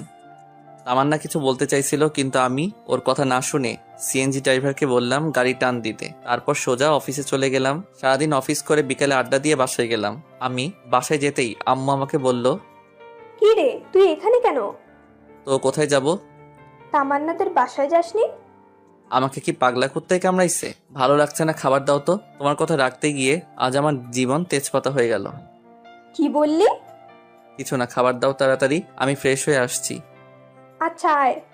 তারপর ফ্রেশ হয়ে এসে খাওয়া দাওয়া করে রুমে গিয়ে শুয়ে রইলাম। কি শান্তি! কতদিন পর আজ একটু শান্তি করে বিছানায় ঘুমাবো। এতদিন এই ফকিন্নির জন্য বিছানায় ঘুমাতে পারিনি। মনে হচ্ছে 20টা বছর খাটে ঘুমাই না। শুয়ে শুয়ে গান শুনছি, এমন সময় একটা অচেনা নাম্বার থেকে কল আসলো। আসসালামু আলাইকুম, কে বলছেন? আমি। আরে, এই আমিটা কে? আরে, আমি তামান্না বলছি। ও আচ্ছা, তো এটা আবার কার নাম্বার? আমার একটা কাজিনের নাম্বার। তুমি ঠিক মতো খাইছো? হ্যাঁ খাইছি, আপনি খাইছেন? আচ্ছা, এখন আপনার আম্মু কেমন আছে? জি ভালো। আচ্ছা, তাহলে এখন ফোনটা রাখি, ঘুমাবো, খুব ঘুম পাচ্ছে। ওকে। কল কেটে দিয়ে ভাবছি হঠাৎ এত কেয়ার নিচ্ছে কেন। মেয়ে মানুষকে বিশ্বাস করতে নাই, এদের মনে কখন কি চলে তা নিজেরাও জানে না। যাই হোক, তামান্না যে আস্তে আস্তে আমার প্রতি দুর্বল হচ্ছে সেটা আমি ঠিকই বুঝতে পারছি। এভাবে আরো 1 সপ্তাহ কেটে গেল। আমি আরামসে বিছানায় খাওয়া দাওয়া করে অফিসে যাই আর বন্ধুদের সাথে আড্ডা দেই। তামান্নার সাথে আর কথা বলি না। যদি সে নিজে থেকে কল দেয় তাহলে হাই হ্যালো ছাড়া অতিরিক্ত কোনো কথা হয় না। সেদিন অফিসে কাজ করছি, সানি এমন সময় কল করলো। কি রে, কি অবস্থা তোর? এই তো ভালো, তোর কি অবস্থা? আসি রে, বেকার মানুষের আর কি অবস্থা। আচ্ছা শোন, যে জন্য কল করেছিলাম। বল। তোর ডিভোর্স পেপার রেডি হয়ে গেছে, বিকেলে পুকুর পাড়ে আসিস, পেপারটা নিয়ে যাস। ধন্যবাদ দোস্ত। শুকনো ধন্যবাদ দিতে হবে না, টিট দিতে হবে। আচ্ছা ঠিক আছে, তাহলে আইমানকেও সাথে নিয়ে আসিস। আচ্ছা ঠিক আছে। যাক, অবশেষে পেপারটা রেডি হলো। এই পেপারটার জন্য এতদিন যেই প্যারায় ছিলাম তা বলে বোঝানো যাবে না। বিকেলে অফিস শেষ করে পুকুর পাড়ে চলে গেলাম। গিয়ে দেখলাম সানি আর আইমান বসে আছে। তারপর ওদের সাথে বসে অনেকক্ষণ আড্ডা দিলাম। তারপর ওদের ট্রিট দিয়ে বাসায় চলে আসলাম। বাসায় এসে দেখি আম্মু রেগে আছে। কি হয়েছে আম্মু, এভাবে তাকিয়ে আছো কেন? তোর মোবাইল কই শুনি? আছে তো। তাই বলে পকেটে হাত দিয়ে মোবাইলটা বের করে দেখি মোবাইলটা বন্ধ হয়ে আছে। তোকে তোকে কল দেই, কল যায় না কেন? আমি ফোনে চার্জ ছিল না, সেজন্য কল আসেনি। মোবাইল চালাতেই ভালো লাগে, চার্জ দিতে মনে থাকে না? আচ্ছা বাদ দাও তো, কল দিয়েছিলে কেন? তামান্নাকে নিয়ে আসার জন্য। আমি তো নিয়ে আসতে যাব ওকে, একা একা আসতে পারে না নাকি? নাকি আমি ওর বডিগার্ড? এ কেমন কথা বলছিস? মেয়েটা একা একা আসবে কি করে? তুই যা, ওকে নিয়ে আয়। আমি গিয়ে ওকে নিয়ে আসবো মানে? হ্যাঁ, তুই গিয়ে ওকে নিয়ে আয়, না হলে তোর এই বাড়িতে ঠাঁই নাই। এটা কেমন কথা? হ্যাঁ, এখন চুপচাপ গিয়ে ওকে নিয়ে আয়। কি আর করার, বাসা থেকে বেরিয়ে আবার তামান্নাদের বাসায় গেলাম। ওদের বাসায় গিয়ে দেখি 8:30 বাজে। অনেকক্ষণ ধরে কলিং বেল বাজাচ্ছে কিন্তু দরজা খুলছে না। অনেকক্ষণ পর তামান্নার মা এসে দরজা খুলে দিল। আসসালামু আলাইকুম, কেমন আছেন? আলহামদুলিল্লাহ ভালো, তুমি কেমন আছো বাবা? আলহামদুলিল্লাহ ভালো। তামান্না উপরে আছে, যাও। ইচ্ছা না থাকা সত্ত্বেও উপরে চলে গেলাম। গিয়ে দেখলাম তামান্না রেডি হয়ে বসে আছে। আমি ওকে বললাম, রেডি হয়েছেন? আম্মা ফোন করেছিল, কিন্তু তুমি আসতে এত দেরি করলে কেন? অফিস থেকে আসতে একটু দেরি হয়ে গেছে। আচ্ছা চলুন। এখন না, পরে যাব, আগে খাওয়া দাওয়া করে নেই। বাসায় গিয়ে খাবো। না, এখান থেকে খেয়ে বাসায় যাব, আম্মু সব রান্না করেছে। কি আর করার, খাওয়া দাওয়া করে বাসার উদ্দেশ্যে রওনা দিলাম। সিএনজির ভিতরে কেউ কারোর সাথে কথা বলছিলাম না। মনে মনে ভাবতে লাগলাম, আজ থেকে আর আরাম করে খাটে ঘুমাতে পারবো না। একটু পর বাসায় আসলাম। বাসায় এসে দেখি বাসার সব লাইট অফ করা। দরজায় টোকা দেওয়ার আগে দরজা খুলে গেল। বাসার ভিতরে সব লাইট বন্ধ। তারপর আম্মুকে অনেকবার ডাকলাম, ধুর কোনো সারা শব্দ নাই। অনেক চিন্তায় পড়ে গেলাম, কোনো অঘটন ঘটলো না তো? তামান্না ভয়ে আমার হাত চেপে ধরে রাখলো। আমি পকেট থেকে মোবাইলটা বের করে লাইট জ্বালাতে যাব, এমন সময় আমাদের দুজনকে অবাক করে দিয়ে অনেকগুলো লাইট একেবারে চলে গেল। এরপর সানি, আইমান আর আম্মু একসাথে বলে উঠলো, happy birthday to you, happy birthday dear Tamanna, many many happy returns of the day. আমি তো পুরাই টাস্কি খেয়ে গেলাম। এসব কে করলো, কখন করলো আর কিভাবে করলো? আমি তো এই 2 ঘন্টা আগে বাসায় ছিলাম, কই তখন তো কিছুই ছিল না। আমি শুধু ভাবছি। আর তামান্না আম্মুকে বলল, আম্মু, আপনি কি করে জানলেন আজকে আমার জন্মদিন? আর এত কিছুই বা কে করলো? সবাই একসাথে আমাকে দেখিয়ে দিল। আমি তো আবার টাস্কি খেয়ে গেলাম। যাই হোক, তারপর সবাই মিলে কেকটা কাটলাম। কেক কেটে তাহলে আমাকে একটু খাইয়ে দিল। তারপর আমিও ওকে খাইয়ে দিলাম। একা একা সবাই খেয়ে নিলাম। সবাই মিলে অনেক মজা করলাম। এরপর সানি, আইমান আর আম্মু তামান্নাকে অনেকগুলো গিফট দিল। আমি বাকি রইলাম। সানি তামান্নাকে বলল, আমি আমার গিফট কাল সকালে দেব। আমি তো নির্বাক হয়ে দাঁড়িয়ে রইলাম। এরপর আমি সানি আর আইমান ছাদে চলে গেলাম। ছাদে গিয়ে আমি সানিকে বললাম, কিরে তোরা এত কিছু কিভাবে জানলি? আমরা তো কিছুই জানতাম না, আন্টি আমাদের ফোন করে সবকিছু বলেছে, আর আন্টি তোকে সবকিছু জানাতে বারণ করেছে। ও আচ্ছা, এই সানি তুই যে বললি আমি কাল সকালে ওকে গিফট দিব, ওকে আমি কি গিফট দিব? আরে বেটা, তামান্না তোর কাছে কি চেয়েছিল? ডিভোর্স, তাই না? আর ডিভোর্স পেপার তো রেডি হয়ে গেছে। কাল সকালে ডিভোর্স পেপার তামান্নাকে দিবি, আর এটাই হবে ওর সব থেকে বড় উপহার। একদম ঠিক বলছিস। আচ্ছা অনেক রাত হয়েছে, এখন ঘুমাতে যাই। চল। এরপর ছাদ থেকে নেমে সানিয়া রাইমানকে একটা রুমে রেখে আমি আমার রুমে চলে গেলাম। রুমে গিয়ে দেখি তামান্না বসে বসে মোবাইল চালাচ্ছে। আমাকে দেখে বলল, থ্যাঙ্কস শিহাব। ধন্যবাদ। কেন? এত বড় একটা সারপ্রাইজ দেওয়ার জন্য। আচ্ছা ঠিক আছে, ঘুমিয়ে যান, অনেক রাত হয়েছে। এটা বলে বিছানা থেকে একটা বালিশ নিয়ে সোফায় ঘুমাতে যাব। এমন সময় তামান্না বলল, আমার গিফট কই? কাল সকালে অফিসে যাওয়ার আগে টেবিলের উপর রেখে যাব। ওকে, আচ্ছা একটা কথা বলি। বলেন। সোফায় না ঘুমালে হয় না? সোফায় না ঘুমালে কোথায় ঘুমাবো? খাটে ঘুমাও, অসুবিধা নাই। নো থ্যাঙ্কস, লাগবে না, আপনি ঘুমিয়ে যান। আর কিছু না বলেই ঘুমিয়ে পড়লাম। সকালে ঘুম থেকে উঠে দেখি তামান্না আমার আগেই ঘুম থেকে উঠে গেছে। আমি ফ্রেশ হয়ে ডাইনিং টেবিলে গিয়ে দেখি আম্মু রান্না করছে আর তামান্না সবকিছু ডাইনিং টেবিলে গুছিয়ে রাখছে। তারপর নাস্তা করে রুমে এসে ডিভোর্স পেপারটা হাতে নিলাম। অনেক কষ্ট হচ্ছে, ডিভোর্স পেপারটা নিয়ে অনেকক্ষণ ধরে দাঁড়িয়ে আছি, সাইন করতে পারছি না। মেয়েটাকে অনেক ভালোবেসে ফেলেছিলাম, কিন্তু কি করার, হয়তো সে অন্য কারো কাছে ভালো থাকবে আমার থেকে, আর আমিও চাই সে সবসময় ভালো থাকুক। মনকে শক্ত করে সাইনটা করেই ফেললাম। ডিভোর্স পেপারের সাথে আরেকটা ছোট চিটকুট লিখলাম, আজ আপনার জন্মদিনের সব থেকে বড় উপহারটা দেওয়ার চেষ্টা করলাম। আমি জানি এই উপহারটা আপনার জন্য সব থেকে বেস্ট, যেটা আপনি আমার থেকে চেয়েছিলেন। আশা করি আপনিও সাইনটা করে দিবেন। দোয়া করি সবসময় ভালো থাকবেন, আর পারলে আমাকে মাফ করে দিবেন আপনাকে অনেক কষ্ট দেওয়ার জন্য। আর আমি চাই আপনি সবসময় ভালো থাকেন। এরপর চিরকুট আর ডিভোর্স পেপার টেবিলের উপর রেখে অফিসে চলে গেলাম। অফিসে যাওয়ার পথে অনেক পুরাতন একটা বন্ধুর সাথে দেখা, তারপর তার সাথে অনেকক্ষণ আড্ডা দিলাম। বন্ধুর সাথে আড্ডা দেওয়াতে অফিসে যেতে 20 মিনিট দেরি হলো। এরপর দেরিতে অফিসে যাওয়ার জন্য বসের অনেক ঝাড়ি শুনতে হলো। রাগে মোবাইলটা সাইলেন্ট করে রেখে কাজ করতে শুরু করি। অন্য দিনের তুলনায় আজকে একটু কাজের চাপ বেশি, কিন্তু কিছুই করার নাই। বেশি বাড়াবাড়ি করলে চাকরি থেকে বের করে দেওয়া হবে। বিকেলবেলা অফিস শেষে পকেট থেকে মোবাইলটা বের করতেই আমি পুরো অবাক হয়ে গেলাম। আম্মু 122টা কল দিয়েছে। তামান্নার আম্মুও অনেকগুলো কল দিয়েছে। সানি, আইমানের কোনো মেসেজগুলো দেখে আমি তো আরো অবাক। একসাথে এতগুলো মেসেজ, এতগুলো কল, ব্যাপারটা কি কিছুই তো বুঝতেছি না। আর এতগুলো কল SMS আসলো, আমি টেরই পাইলাম না। মোবাইলটা হাতে নিয়ে দেখি তামান্না আম্মু আবার ফোন দিছে। হ্যালো। কোনো কথা বলছে না, শুধু কান্না করছে। তারপর আমি কলটা কেটে আমার আম্মুর কাছে কল দিলাম। আম্মু কল ধরছে না। এখন কি করব কিছুই তো বুঝতে পারছি না। আবার আইমানকে কল করলাম। হ্যালো দোস্ত, কি অবস্থা? কিরে, তোর এতবার কল দিলাম, কল ধরিস না কেন? আসলে অফিসে কাজের চাপ একটু বেশি তো, তাই।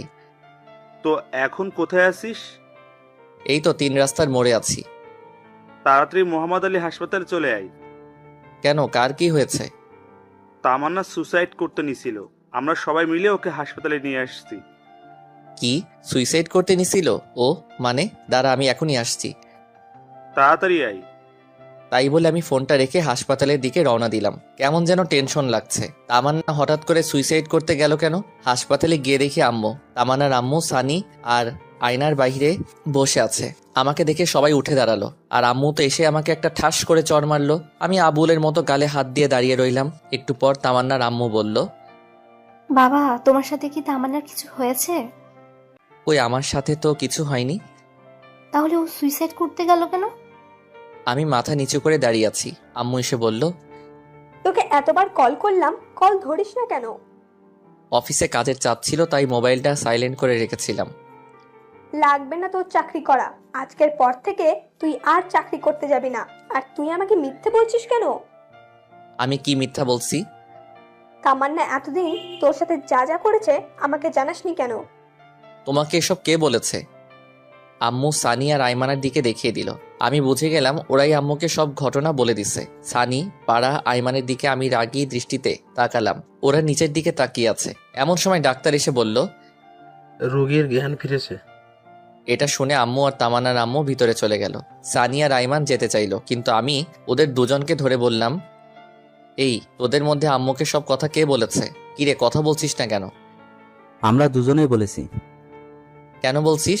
জানিস আম্মু কত কষ্ট পাবে এখন? কারণ তামান্নাকে আম্মু পছন্দ করে, আমার সাথে বিয়ে দিয়েছে। আন্টিকে না বলে উপায় ছিল না। আন্টি আমাদের যেভাবে চাপের মুখে ফেলে রেখেছিল, তাতে আমরা না বলে কোনো উপায় খুঁজে পাইনি। সরি দোস্ত। দূর শালা। দোস্ত, একটা কথা বলি। কি কথা বল? দোস্ত, তামান্নাকে ডিভোর্সটা না দিলে হয় না? মনে হয় ওকে ডিভোর্সটা না দেওয়াই ভালো। কেন, তোর হঠাৎ এমনটা মনে হলো কেন? দেখ, তামান্না তোকে আগে ইগনোর করতো, অবহেলা করতো, কিন্তু এখন তো সে তোর প্রতি দুর্বল হয়ে গেছে। আস্তে আস্তে তোকে ভালোবাসতে শুরু করেছে। দেখছিস না, ডিভোর্স পেপার পাওয়ার সাথে সাথে সে সুইসাইড করতে গেছিল। দোস্ত, সানি ঠিক কথাই বলেছে। আমারও তাই মনে হয়। ওকে ডিভোর্স দিস না। এই সব কিছুই ছিল মনে মনে। আসলে তামান্নাকে বোঝাতে হবে ভালোবাসার মানুষের থেকে কষ্ট পেলে কেমন লাগে, তাই ওকে আরো কিছু কষ্ট পেতে হবে। আচ্ছা, ওইসব পরে দেখা যাবে। শোন, তামান্নাকে আরো কিছু শাস্তি দিতে হবে। আমার সাথে যেসব করেছে তার ফল ওকে পেতেই হবে। তুই এই অবস্থায় ওকে শাস্তি দিতে চাচ্ছিস? এই অবস্থায় ওকে কিভাবে শাস্তি দিবি? সময় হলেই সবকিছু দেখতে পারবি। এখন এসব না ভাবলেও চলবে। আমরা 3 জন কথা বলছি, আমাকে সবাই আম্মু বাহিরে আসলো। বাহিরে এসে আমাকে বলল, এই হারামজাদা, তোর মনে কি একটু দয়া মায়া নেই? মেয়েটা যে এখন কেমন আছে একটু খবর নেওয়া যায় না? আয় ভেতরে আয়, তামান্না তোকে ডাকছে। আম্মুর কথা শুনে আমরা 3 জনে ভিতরে গেলাম। আমি ভিতরে গিয়ে তামান্নার মাথার কাছে বসলাম। আমাকে দেখে একটু অভিমান করে মাথাটা অন্যদিকে ঘুরিয়ে নিল। এরপর আম্মু সবাইকে ইশারা করলো বাহিরে যেতে। আম্মুর কথায় সবাই বাহিরে চলে গেল। ভেতরে আমি আর তামান্না রইলাম। দুজনে চুপ করে বসে আছি, কেউ কোনো কথা বলছি না। দুজনে চুপ থাকার পর আমি নীরবতা দেখে বললাম, এখন আপনার কি অবস্থা? সেটা কারো না জানলেও চলবে।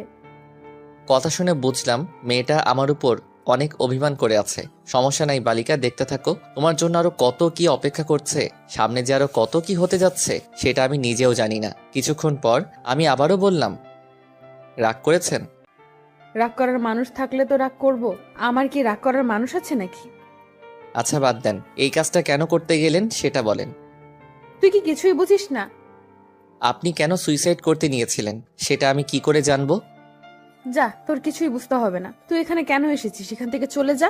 আমি মারা গেলে তো সব থেকে বেশি তুই খুশি হতি। সবাই আপনাকে দেখতে আসতে বলেছে, তাই দেখতে আসছি। কি? সবাই দেখতে আসতে বলছি, তাই তুই আমাকে দেখতে আসছিস? তার মানে তুই আমাকে মন থেকে দেখতে আসিসনি?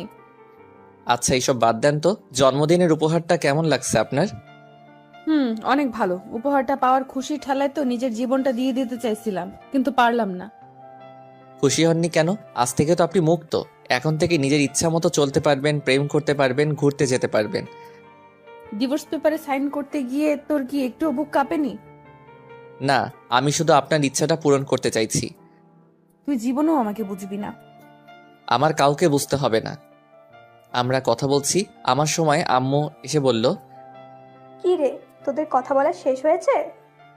আমরা তো কথাই বলি নাই, কথা শুরুই হয় নাই, শেষ হয় নাই, কথা শেষ হবে কি করে? সুফিয়া তামান্নাকে আমার বাসায় নিয়ে যায়, কিছুদিন আমার বাসায় রেখে তারপর পাঠিয়ে দেব। তুই যেটা ভালো মনে করিস। বাহ, দুজনের বন্ধুত্ব টিকিয়ে রাখার জন্য মাঝখানে আমাকে বলি দেওয়া হলো। আমি কেবিন থেকে বের হয়ে যাচ্ছি। আসার সময় আম্মু বলল, কি রে, তুই কোথায় যাস? বাসায় যাচ্ছি। আবার কোথায় যাব? যা, তামান্নাকে ওদের বাসায় দিয়ে আয়। আমি কিছু না বলে চুপচাপ দাঁড়িয়ে আছি, সেটা দেখে আম্মু আবার বলল, কি রে, আমি কি বলছি কথা কানে যায় না? আরে দিয়ে আসবো তো, সমস্যা নাই, কিন্তু তুমি এমন করছো কেন? চুপচাপ গিয়ে একটা সিএনজি নিয়ে আয়। তারপর আমি আর কিছু না বলে বাহিরে গিয়ে একটা সিএনজি থেকে নিয়ে আসলাম। তারপর আমি তামান্নার আম্মু সিএনজিতে উঠে ওদের বাসার উদ্দেশ্যে রওনা দিলাম। সানি আর আইমানকে বললাম আম্মুকে ঠিকমতো বাসায় পৌঁছে দিতে। গাড়ির মধ্যে কেউ কোনো কথা বলি না। গাড়ি থেকে নেমে তামান্নাকে ধরে ধরে বাসার ভিতরে নিয়ে যাচ্ছি, কিন্তু ফকিন্নিটা হাঁটতে পারছে না। ইচ্ছা না থাকা সত্ত্বেও ওকে কোলে নিতে হলো। তারপর ওকে কোলে করে নিয়ে ওর রুমে রেখে আসলাম। বাহ, ফকিন্নিটার মনে মনে লাড্ডু ফুটছে। আমিও খুশি, কখনো ওকে এভাবে স্পর্শ করিনি। কিন্তু জানো, তুমি তো জানো না তোমার জন্য আমি কি পরিমাণ বাস রেডি করতেছি। বাস থেরাপি দিয়েই আমি তোমার অহংকার মাটিতে লুটাবো, তুমি টেরও পাইবা না আমি কি জিনিস। যাই হোক, বাসের ভিতরে নিয়ে আমি তামান্নাকে রুমে নিয়ে গিয়ে খাটের উপর শুয়ে দিলাম। ও আল্লাহ গো, মেয়েদের এত ওজন আগে জানা ছিল না। দেখলে মনে হয় ফু দিলে বাতাস উড়ে যাবে, কিন্তু আজ কোলে নিয়ে বুঝতে পারলাম এত ওজন কি বলবো। তামান্নাকে খাটে রেখে আমি হাঁপাতে লাগলাম। আমার এমন অবস্থা দেখে তামান্না হাসতে লাগলো। যাই হোক, ওকে বাসায় রেখে আমি চলে আসতে লাগলাম। এমন সময় পিছন থেকে ডাক দিয়ে তামান্না বলল, শিহাব, জি কিছু বলবেন? বলছি আমি আজকে না গেলে হয় না? না, আমাকে বাসায় যেতেই হবে, অফিস থেকে আসছি, এখনো ড্রেস চেঞ্জ করিনি। আচ্ছা, তো কিছু খাইছো কি? না, খাওয়ার সময় পাইনি, বাসায় গিয়ে খাবো। এখান থেকে খেয়ে যাও। No thanks. আর কিছু না বলে সোজা হাঁটা দিলাম। তামান্নার আম্মু অনেকবার করলো থেকে যেতে, কিন্তু আমি না করে দিয়ে বিদায় নিয়ে বাড়িতে চলে আসলো। তারপর বাসায় এসে ফ্রেশ হয়ে নাস্তা করে শুয়ে পড়লাম। এভাবে আরো কিছুদিন কেটে গেল। এর মধ্যে আমি আর তামান্নার সাথে কোনো যোগাযোগ করিনি। মাঝে মাঝে তামান্না আমাকে কল দিত, কিন্তু আমি ধরতাম না। কিছুদিন পর সকালবেলা হঠাৎ অফিসে যাওয়ার জন্য রেডি হচ্ছি, এমন সময় আম্মু এসে বলল, কি রে, অফিসে যাচ্ছিস? হ্যাঁ, কিছু বলবে? তোর অফিস কয়টায় ছুটি? বিকাল 4টায়, তবে কাজের চাপ বেশি হলে দেরি হতে পারে। না, বলছিলাম যে অনেক দিন হলো মেয়েটাকে দেখি না, যদি অফিস শেষে তামান্নাকে বাড়ি নিয়ে আসতি। সরি আম্মু, আমি পারবো না। যার আসার সে নিজেই আসবে। এটা কেমন কথা? একটা মেয়ে একা একা কি করে আসবে? যেভাবে খুশি সেভাবে আসবে, আমি কিছু জানি না। যদি তোমার এতই দেখতে ইচ্ছে করে তাহলে তুমি গিয়ে নিয়ে আসো। যা, তোরা না লাগবে না, আমার মেয়েকে আমি নিয়ে আসবো। তোমার যা ইচ্ছা তাই করো, আমার কি। আর কিছু না বলে বাসা থেকে বেরিয়ে গেলাম। এরপর একটা সিএনজি নিয়ে সোজা অফিসে গেলাম। বিকালে অফিস শেষ করে বন্ধুদের সাথে আড্ডা দিয়ে বেশ রাত করে বাসায় ফিরলাম। বাসায় এসে দেখি তামান্না চলে এসেছে। আমি কিছু না বলে ফ্রেশ হয়ে রুমে গিয়ে শুয়ে পড়লাম। একটু পর তামান্না এসে বলল, শিহাব, তুমি আমাকে ভুলেই গেছো। একটাবার খবর নাও না, আমি কেমন আছি, কি করছি। মনে রাখার জন্য কি কোনো চুক্তিপত্র হয়েছে নাকি যে আপনাকে মনে রাখতে হবে? আচ্ছা বাদ দাও, খাবার রেডি, খেতে এসো। আমি খাবো না, বাইরে থেকে খেয়ে আসছি, আপনারা খেয়ে নিন। তাহলে আর কিছু না বলে রুম থেকে চলে গেল। আমি রুমে শুয়ে শুয়ে ফেসবুকিং করছি। একটু পর তামান্না আসলো। দেখে মনে হয় খাওয়া দাওয়া শেষ করে আসলো। রুমে এসে আমার সামনে বারবার হাঁটাহাঁটি করছে, তাই দেখে আমি ওকে বললাম, আপনি এখানে কেন এসেছেন? মানে আপনি এই বাসায় কেন এসেছেন? আপনার চাওয়া পাওয়া তো আমি পূরণ করে দিয়েছি, আবার কি? তুমি এভাবে কথা বলছো কেন? বললাম তো আগের ঘটনার জন্য আমি সরি। এসব বলে লাভ নাই। আপনি ডিভোর্স চাইছেন, আমি ডিভোর্স দিয়ে দিছি। এখন থেকে আপনি আপনার মতো আর আমি আমার মতো। আমি এসব মানি না। আমি আম্মুকে ছাড়া থাকতে পারবো না। আম্মু যেদিন নিজে আমাকে বাড়ির থেকে বের করে দিবে আমি সেদিন চলে যাব। আমি আর কিছু না বলে শুয়ে শুয়ে মোবাইল চালাচ্ছি। একটু পর তামান্না এসে যেতেই হবে, কিন্তু মনে হচ্ছে ওর সাথে একটু বেশি করে ফেলেছি। কি করব কিছুই বুঝতে পারছি না। সানিকে একটা কল দিলাম। কিরে, কই তুই? এই দুপুরবেলা বাসা ছাড়া কই থাকবো? কোনো সমস্যা হয়েছে নাকি? হ্যাঁ, সমস্যা তো একটা হয়েছে। আবার কি সমস্যা হলো? ফোনে বলা যাবে না, তুই তাড়াতাড়ি পুকুর পাড়ে চলে আয়। আমি আইমানকেও বলে দিচ্ছি। শোন, তোকে আইমানকে বলতে হবে না, তুই চলে আয়, আমি বলছি ওকে। আচ্ছা ঠিক আছে, তাড়াতাড়ি পুকুর পাড়ে চলে আয়। আচ্ছা ঠিক আছে, কিন্তু কখন আসবি? আসরের নামাজ পড়ে চলে আয়। আচ্ছা ঠিক আছে। এখন ফোনটা রেখে ছাদ থেকে নিচে চলে আসি। নিচে এসে দেখি আম্মু না খেয়ে আমার জন্য টেবিলে খাবার রুমে চলে গেছে। আমি আম্মুর রুমে গিয়ে আম্মুকে বললাম, কি ব্যাপার আম্মু, খাবে না? তোর খাবার তুই খা, আমি আমার মেয়েকে ছাড়া খাবো না। এই মহা যন্ত্রণা দূর আর ভালো লাগে না। এই বলে আমি আম্মুর রুম থেকে বেরিয়ে আসলাম। আমিও কিছু খেলাম না, না খেয়ে রুমে গিয়ে ঘুমানোর চেষ্টা করছি, কিন্তু ঘুম আসছে না। পরে উঠে বাইরে চলে গেলাম।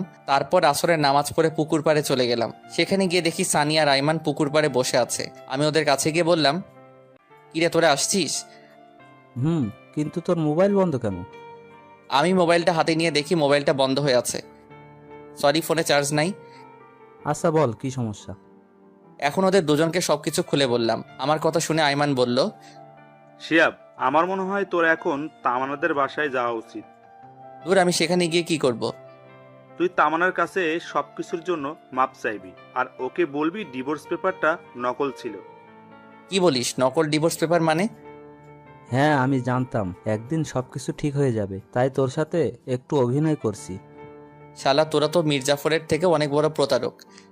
আচ্ছা, এসব এখন বাদ দে তো। তুই তামান্নাদের বাড়িতে যাবি কিনা তাই বল। শালা, তোরা আমার সাথে যা করলি, আমি কোথাও যাব না। তাহলে বসে বসে আঙুল চোষ। তামান্না কি আমাকে মেনে নিবে? দেখলি না, তামান্না তোকে অন্য কারোর সাথে সহ্য করতে পারে না। সেটা তো আগে ছিল, কিন্তু কাল কলেজে ওর সাথে যা করলাম, তারপরেও কি ও আমাকে মেনে নিবে? চেষ্টা করতে তো আর নিষেধ নেই নাকি? তোকে তো আগেই বলেছিলাম, যা করবি চিন্তা ভাবনা করে করবি। শালা, তুই চুপ থাক। আজ তোর বুদ্ধিতেই এমন হয়েছে। আজ তোর কথা না শুনলে কিছুই হতো না। আরে আমি কি জানতাম নাকি যে তামান্না ওর বাবার বাসায় চলে যাবে? আচ্ছা, এখন সব বাদ দে তো। এখন কি করা যায় সেটা ভাব। আচ্ছা চল, কিছু খেয়ে আসি আগে। তোর তো খাওয়া ছাড়া আর কোনো কথাই নেই। এই, তুই কি এখন ওদের বাসায় যাবি? না, যাব না। যদি যেতেই হয় তাহলে কাল যাব। ওদের সাথে আরো কিছুক্ষণ আড্ডা দিলাম। কিছুক্ষণ পর বাসায় গেলাম। রাত প্রায় 10টা, কিন্তু আম্মু খাইতে আসলো না। একা খাইতে বসছি, এমন সময় তামান্নার আম্মু ফোন দিল। হ্যালো। পুরোটা বলার আগেই তামান্নার আম্মু কান্না করে দিল। বাবা তুমি কই? আমি তো বাসায়। আপনি কান্না করছেন কেন? কোনো সমস্যা হলো নাকি? তামান্না? আর কিছু না বলেই কল কেটে দিল। আমি আবার কল দিলাম, কিন্তু কল আর কেউ ধরছে না। না, আর বসে থাকা যায় না। তামান্নার যে আবার কি হয়েছে আল্লাহ ভালো জানে। আমি সানিয়া রায়মানকে কল করে রেডি হতে বলে আমি বাসা থেকে বের হয়ে একটা সিএনজি নিলাম। মাঝপথে সানিয়া রায়মানকে তুলে নিলাম। তারপরে আইমান আমাকে বলল, কিরে এত রাতে আবার কি হলো? একটু আগে তামান্নার আম্মু ফোন করে কান্না করতে লাগলো। কিছুই বুঝলাম না। কেন, আবার কি হয়েছে? আমি তো জানি না। আমায় তো কিছুই বললো না, শুধু কান্না করছিল আর হুট করে কল কেটে দিল। তারপর আমি অনেকবার কল করলাম, কিন্তু ধরলো না। আল্লাহ জানেন কি হয়েছে। ওদের সাথে কথা বলতে বলতে তামান্নার বাসার সামনে চলে আসলাম। অনেকবার কলিং বেল বাজালাম, কিন্তু ভেতর থেকে কারো কোনো আওয়াজ নেই। দরজা ধাক্কা দিলাম, কিন্তু তাতেও কোনো কাজ হলো না। পরে সানি বলল দরজা ভেঙে ফেলতে। তারপর দরজা ভাঙার চেষ্টা করলাম, কিন্তু পারছিলাম না। তিনজনে অনেক কষ্ট করার পর দরজা ভেঙে ফেললাম। দরজা ভাঙার পর ভিতরে গিয়ে তো আমার মাথায় আকাশ ভেঙে পড়লো। তামান্নার বাম হাতটা কাটা, ফিনকি দিয়ে রক্ত বের হচ্ছে। তামান্না অচেতন অবস্থায় পড়ে আছে, রক্তে পুরো ফ্লোর লাল হয়ে গেছে। অতিরিক্ত রক্তক্ষরণের কারণে তামান্না জ্ঞান হারিয়ে ফেলেছে। ওর এই অবস্থা দেখে তো আমি ভয়ে কাঁপতে লাগলাম। আমি কি করব কিছু বুঝতে পারছি না। আচ্ছা, তামান্না এখানে পড়ে আছে, কিন্তু ওর মা কোথায়? তামান্নার মাকে খোঁজার জন্য তামান্নার মায়ের রুমে গেলাম। তামান্না মায়ের রুমে গিয়ে দেখলাম তামান্নার আম্মু খাটের উপর উল্টা হয়ে পড়ে আছে। খাটের উপর পা পিছলে পড়ে মাথায় আঘাত খেয়ে অজ্ঞান হয়ে আছে। দেখে মনে হচ্ছে তাড়াহুড়ো করতে গিয়ে পা মোচড় খেয়ে খাটের উপর জোরে পড়ে গেছে, যার কারণে মাথায় আঘাত লেগে অজ্ঞান হয়ে গেছে। কি করব কিছুই বুঝতে পারছি না। আমার শার্টটা খুলে তামান্নার হাত বেঁধে নিলাম, যাতে আর রক্ত না বের হয়। এরপর দুজনকে একসাথে হাসপাতালে নিয়ে গেলাম। ওদের দুজনকে এমার্জেন্সিতে দিয়ে আমি বাহিরে অপেক্ষা করছি। নিজের অজান্তেই চোখ দিয়ে পানি ঝরতে লাগলো। আজ শুধু আমার জন্যই এমন অবস্থা হলো। আমি যদি আজ এমনটা না করতাম তাহলে আজ কিছুই হতো না। তামান্নার জ্ঞান ফিরলেই ওর কাছে মাপ চেয়ে নিব। এরপর আমি সানি আর আইমানকে বললাম বাসায় চলে যেতে, কিন্তু ওরা গেল না। একটু পর ডাক্তার বাহিরে এসে বলল, আচ্ছা, রোগী আপনার কি হয়? আমার স্ত্রী হয়। আছে, শুনুন, রোগীর অতিরিক্ত রক্তক্ষরণ হয়েছে, জরুরি রক্তের ব্যবস্থা করুন। জি বলুন, কোন গ্রুপের রক্ত লাগবে? আমরা এখানে 3 জন আছি। A B positive. আমার এ পজিটিভ। আমার ও পজিটিভ। আমার বি পজিটিভ। আচ্ছা, আপনারা 3 জনেই আসেন। এরপর 3 জনেই রক্ত দিলাম। একটু পর শাশুড়ি আমার জ্ঞান ফিরল, উনি ঘুমাচ্ছে। এদিকে আমি তামান্নার কাছে গিয়ে ওর পাশে বসলাম। আমি নিশ্চুপ হয়ে তামান্নার দিকে তাকিয়ে আছি। তারপর ওর হাতটা ধরে ওর মায়াবী মুখটা দেখতে দেখতে কখন ঘুমিয়ে গেছি বুঝতেই পারিনি। সকালে ঘুম ভাঙলো কারো হাতের স্পর্শে। তাকিয়ে দেখি তামান্না আমার মাথায় হাত বুলাচ্ছে। আমার ঘুম ভাঙা দেখে ও মুখটা অন্যদিকে ঘুরিয়ে কালো করে বসে রইল। সেটা দেখে আমি তামান্নাকে বললাম, কি ব্যাপার, আপনি এমন করলেন কেন? সেটা কাউকে জানতে হবে না, আমার যা মনে হয়েছে তাই করেছি। আপনি এমন পাগলামি কেন করলেন বলেন? কি করব বলো? আমি তো তোমাকে কষ্ট দিয়েছি, অপমান করেছি, তোমার সাথে অনেক খারাপ ব্যবহার করেছি। তুমি তো কোনোদিন আমাকে ক্ষমা করবে না। তাই বলে সুইসাইড করবেন? এর আগেও আপনি এমন করেছেন। আমি মরলে তোমার কি? এটা শোনার সাথে সাথে ঠাস করে ওর গালে একটা চর বসিয়ে দিলাম। আমার চর মারা দেখে তামান্না আমাকে বলল, তুমি আমাকে মারলে? আপনাকে মেরেছি, বেশ করেছি। আমি আমার বউকে মেরেছি, কার কি? বউ? তাহলে সেদিন ডিভোর্স লেটার কেন দিলে? আরে ওইটা ডিভোর্স পেপার ছিল না, জন্মদিনের কার্ড ছিল। আর ওই চিঠিটা তো আমি এমনি এমনি বানিয়ে লিখেছি। তাহলে কাল কলেজে এমন কেন করলে? আপনি যে আমাকে অপমান করেছিলেন, আর তাই আপনাকে বোঝাতে চেয়েছিলাম। আপনার কেমন লাগে? অনেক হারামি তুই। আমি কি একটু ভেতরে আসতে পারি? আম্মু দরজার সামনে দাঁড়িয়ে বলল, না, এখন ভেতরে কারো আসা যাবে না। যদি কেউ আসতে চায় তাহলে পরে আসবে। তামান্না আমাকে জড়িয়ে ধরে এসব কথা বলল। এই কি করছেন? আম্মু দেখছে তো? দেখলি দেখুক, তাতে আমার কি? আমি আমার স্বামীকে আদর করব, কার কি? তাই বলে আম্মুর সামনে? এই হাদারাম, কিছু শেখ। আচ্ছা তোমরা তাহলে থাকো, আমি যাই। তাই বলে আম্মু শাশুড়ি আমার কাছে গিয়ে গল্প করতে লাগলো। এরপর আমি বাহিরে গিয়ে দেখলাম সানিয়া রাইমান দুজনে একটা টুলের উপর একজন আরেকজনের উপর উল্টো হয়ে শুয়ে আছে। দেখেই আমার প্রচুর হাসি পাচ্ছে। আমি পকেট থেকে ফোনটা বের করে কিছুক্ষণ ভিডিও করলাম, তারপর ওদের দুজনকে জাগালাম। এরপর সবাইরে নাস্তা করার জন্য বাহিরে গেলাম। সকালে নাস্তা করা শেষে তামান্নার জন্য নাস্তা প্যাকেট করে নিয়ে আসলাম। নাস্তার প্যাকেট নিয়ে ডাক্তারকে বললাম, ডাক্তার সাহেব, জি বলেন। আমি কি আমার রোগীদের বাসায় নিয়ে যেতে পারি? জি পারবেন, তবে শুধুমাত্র আপনার শাশুড়ি মাকে। আপনার স্ত্রীকে আরো 2 দিন রাখতে হবে। আচ্ছা ঠিক আছে।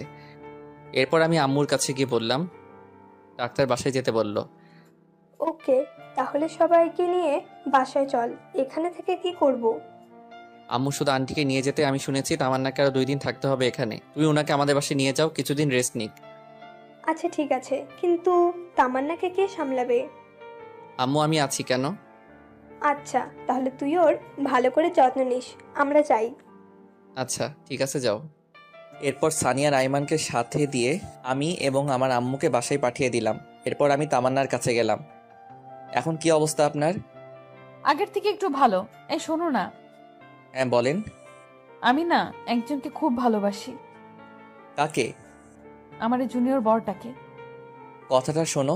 আমি একটু অন্যদিকে তাকিয়ে মুচকে মুচকে হাসতেছিলাম। হঠাৎ তামান্না আমার মুখটা টেনে ওর মুখের কাছে নিয়ে একটা ভালোবাসার ছোঁয়া এঁকে দিল, আর তারপর বলল, এই আমাদের বিয়ে হয়েছে ঠিক, কিন্তু আমরা তো এখনো বাসর করিনি। চলো না আজকে আমরা বাসর করে নেই। একদমই না। ডাক্তার বলেছে আপনাকে আরো 2 দিন এখানে থাকতে হবে, তাই যা হবার বাসায় গিয়ে হবে। এখানে চুপচাপ রেস্ট নেন। এমনি রোমান্টিক ভাবে আরো 2 দিন পেরিয়ে গেল। তারপর আমি তামান্নাকে নিয়ে বাসায় ফিরলাম, কিন্তু তাহলে দরজার সামনে দাঁড়িয়ে পড়লো। ভিতরে যেতে চাচ্ছে না, তাই দেখে আমি বললাম, কি ব্যাপার, এখানে দাঁড়িয়ে থাকলেন কেন? কেউ যদি আমাকে কোলে করে বাসার ভেতরে নিয়ে যায় তাহলে যাব, না হলে ভেতরে যাব না।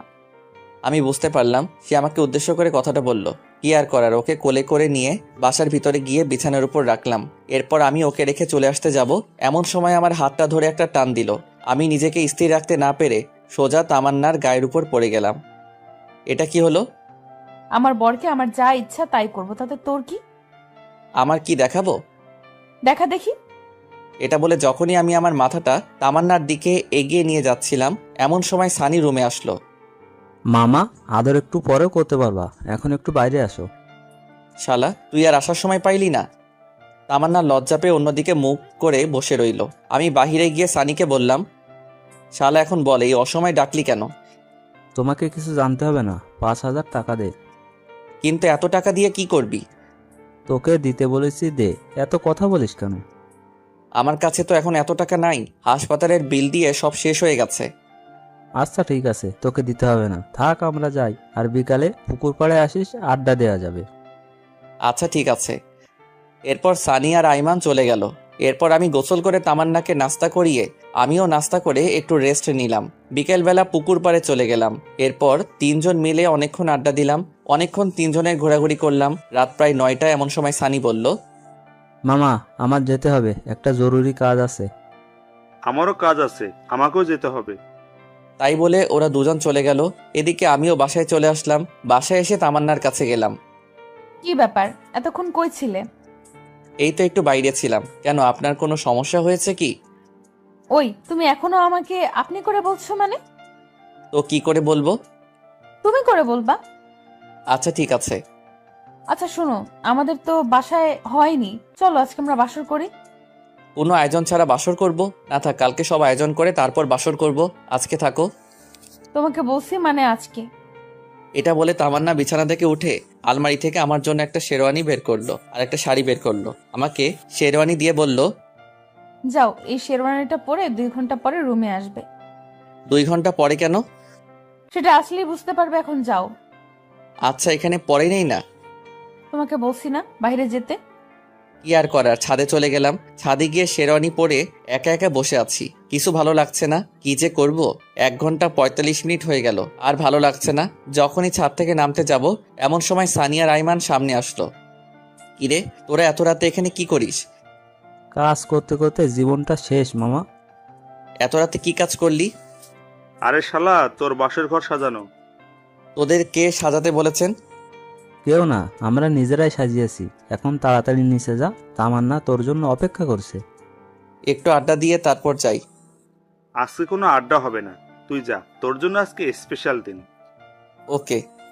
তারপর আমি রুমের সামনে গিয়ে দাঁড়িয়ে আছি। কেমন যেন ভয় লাগছে, আবার লজ্জা লাগছে। কিছুক্ষণ আগেও তো তামান্নার সাথে কথা বলে আসলাম, তাহলে এখন লজ্জা লাগছে কেন? তোর যা হওয়ার হবে, আগে ভিতরে তো যাই।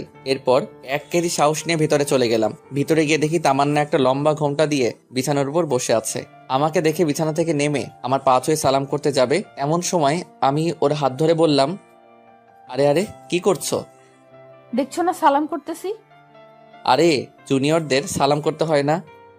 কে বলেছে তুমি আমার জুনিয়র? মাত্র 1 বছর, এটা কোনো ব্যাপার না। আর স্বামী হিসেবে তুমি সবসময় আমার উপরে থাকবে। ঠিক আছে মহারানী, কিন্তু আপনাকে আমার পা ছুঁয়ে সালাম করতে হবে না। আপনার জায়গা আমার পায়ে নয়, এই বুকে, বুঝলেন? হ্যাঁ বুঝলাম, এখন চলো। কোথায় যাব? ছাদে। ছাদে কেন? চাঁদ দেখবো তাই। আচ্ছা ঠিক আছে, চলো। এভাবে তো যাব না। তাহলে কিভাবে যাবে? আমাকে কোলে করে নিয়ে যেতে হবে। ওরে আল্লাহ, কি বলেন এইসব? এখন কোলে করে নিয়ে চলো, না হলে সারা রাত সোফায় ঘুমাতে হবে। কি আর করবো, হাতিটাকে কোলে করে নিয়ে ছাদে গেলাম। ছাদে গিয়ে ওকে নামিয়ে দিয়ে আমি হাঁপাতে লাগলাম। ওরে আল্লাহ, একটা মেয়ে মানুষ এত ওজন হয় কি করে? এইটুকুতেই এই অবস্থা? এখন থেকে রোজ কোলে করে নিয়ে আসতে হবে। মানে? সব কথার মানে বলতে হয় না, কিছু কথার মানে বুঝে নিতে হয়। আচ্ছা চলো, কিছুক্ষণ হাঁটাহাঁটি করি। ওকে। তারপর দুজন কিছুক্ষণ হাঁটাহাঁটি করার পর তাদের একটা কোনায় গিয়ে দুজনে বসলাম। তামান্নাও আমার পাশেই বসে। আমি উপরের দিকে তাকিয়ে বসে আছি আর ভাবছি, এই এত কি ভাবছো? আল্লাহ আমাকে পরীক্ষায় ফেলেছে, সেটার কি উত্তর দিব সেটাই ভাবছি। কি পরীক্ষা? আল্লাহ আমাকে 2টা চাঁদ দিয়েছে, একটা ওই উপরে আর একটা আমার পাশে। এখন আমাকে বলতেছে কোনটা আমার কাছে বেশি গুরুত্বপূর্ণ। তো কোনটা তোমার কাছে গুরুত্বপূর্ণ? উপরেরটা তো শুধু রাতে আমার সাথে থাকবে, কিন্তু সকাল হলেই হারিয়ে যাবে, কিন্তু পাশেরটা সব সময় থাকবে। কিন্তু কথা হচ্ছে যদি কখনো পাশে থাকা চাঁদটা চলে যায়, তাই ভাবছি কোনটা আমার জন্য গুরুত্বপূর্ণ। এটা শুনে তামান্না আমার হাত ধরে আমার কাঁধে মাথা রেখে বলল, এই তোমার হাত ধরে ধরে কসম করছি পুরো পৃথিবী ছেড়ে দেব, কিন্তু তোমার হাত কখনো ছাড়বো না। তাই নাকি? তাই। এই শোনো না, বলেন। আমার না টুইন বেবি অনেক পছন্দ। তো আমাকে কি করতে হবে? তোমাকে কিছু করতে না, যা করার আমি নিজেই করব। কি করবে? সময় হলেই দেখতে পারবে। এখন রুমে চলো। ওকে চলেন। ওইভাবেই যাও কেন? তাহলে কিভাবে যাব? যেভাবে কোলে করে নিয়ে এসেছিলে সেভাবেই কোলে করে নিয়ে যাও। কি আর করার, আবারও কোলে করে নিয়ে গেলাম। হাটে রেখে আমি ওয়াশরুমের দিকে যাচ্ছি, এমন সময় আমার কলার ধরে টান দিয়ে বলল, এই কই যাস? এই তো একটু আসছি। তোকে যে টুইন বেবির কথা বললাম ভুলে গেছিস? এটা বলে আমাকে একটা টান দিয়ে খাটে ফেলে দিল। একা দুজন হারিয়ে গেলাম ভালোবাসার এক অজানা ভুবনে। আপনারা এখনো বসে আছেন? আরে ভাই, অনেক কিছুই তো দেখলেন, এখন আমাদেরকে আমাদের মতো একটু কাজ করতে দিন। আর আপনারা আপনাদের জীবন সঙ্গীর সাথে একটু খুনসুটি করেন। এখন যে যার মতো বাসায় যান।